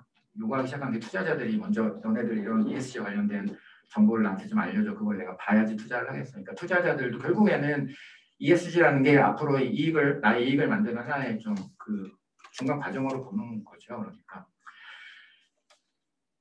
근데 이해관계자 자본주의는 사실 그런 부분은 아니고. 네. 그래서 근데 그게 또 어려운 것 같습니다. 네. 그러니까 이 ESG라는 게 어떻게 보면 이제 생태계, 경제 생태계, 환경부터 해서 뭐 이런 서플라이 체인이라든지 뭐 직원이라든지 이런 걸 다 이제 좀 아울러서 봐야 되는 건데 거기에 그러니까 하나의 그걸 두 개를 이룰 수 있는 연결고리가 우리가 좀 페어 리턴이라는 거에 대해서 고민을 해봐야 될 것 같거든요. 주주에게 가는 페어 리턴이 있는가? 있는지부터 일단 확인을 해봐야 되고 있다면은 어떻게 그런 걸 좀 찾아가야 될 것이냐. 지금은 저는 사실 굉장히 이걸 정말 싫어하지만 초과 이윤 막 이런 거 너무 싫거든요. 저한테는. 초과 이윤이 뭡니까? 그럼 렌트 가져가겠다는 얘기거든요. 내가 다 가져가겠다. 초과라는 그 단어 자체가 누군가는 거기서 손해를 보고 있다는 얘기거든요.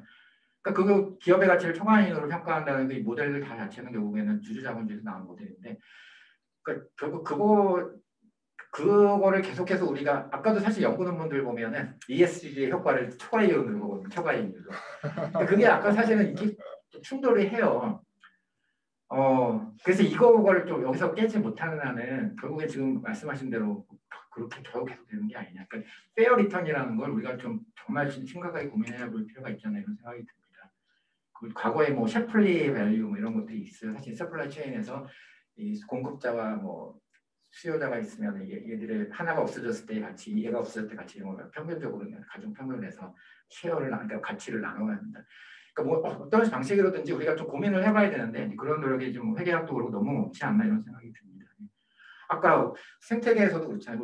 우리가 사실 사자 같은 경우 아까 라이언킹 잡아먹어야 되죠. 육식동물이지 않습니까? 걔네들이 뭐 초식을 할 수가 없잖아요. 생태계에서. 그렇지만은 뭐 과도하게 막 다 살생을 하고 다니지 않지 않습니까? 육식동물들. 지금 기업의 어떤 기업의 어떤 건 끊임없이 추구를 하지 않습니까? 우리 기업의 이익을. 독점들이 계속 기업을 하다 보면 독점 쪽으로 나가게 되는 게 그런 이유인 것 같고요. 그것이 이런 페어 리턴에 대해서 우리가 뭐 거의 생각을 안 하기 때문인 것 같아요. 항상 초과 이윤만 생각을 하고. 그 밸류에이션도 보면은 아까 임팩트 밸류에이션 말하자면 그거는 임팩트 밸류에이션이라는 걸 이제 가져오는 건 좀 그래도 그나마 긍정적이지가 않을까. 여기서는 이제 초과 이윤을 보는 게 아니고 다른 쪽에서도 이제 가치를 계속 우리가 파악을 하고 저는 기업을 바라보고 있다는 얘기니까요. 네, 감사합니다. 아유, 뭐 이게 참 너무 중요한 주제고 또 훨씬 더 많은 시간과 정말 또 얘기로 토론을 계속할 수 있는 그런 주제인데 저희가 시간이 좀 제약이 돼서 이쯤에서 마쳐야 될 것 같습니다. 오늘 정말 좋은 그 새로운 관점 또 새로운 시각을 가지도록 해주신 황민 교수님께 다시 한번 감사드립니다. 큰 박수로 이것으로 지속가능 계좌대장 세미나를 마치도록 하겠습니다. 감사합니다. 감사합니다.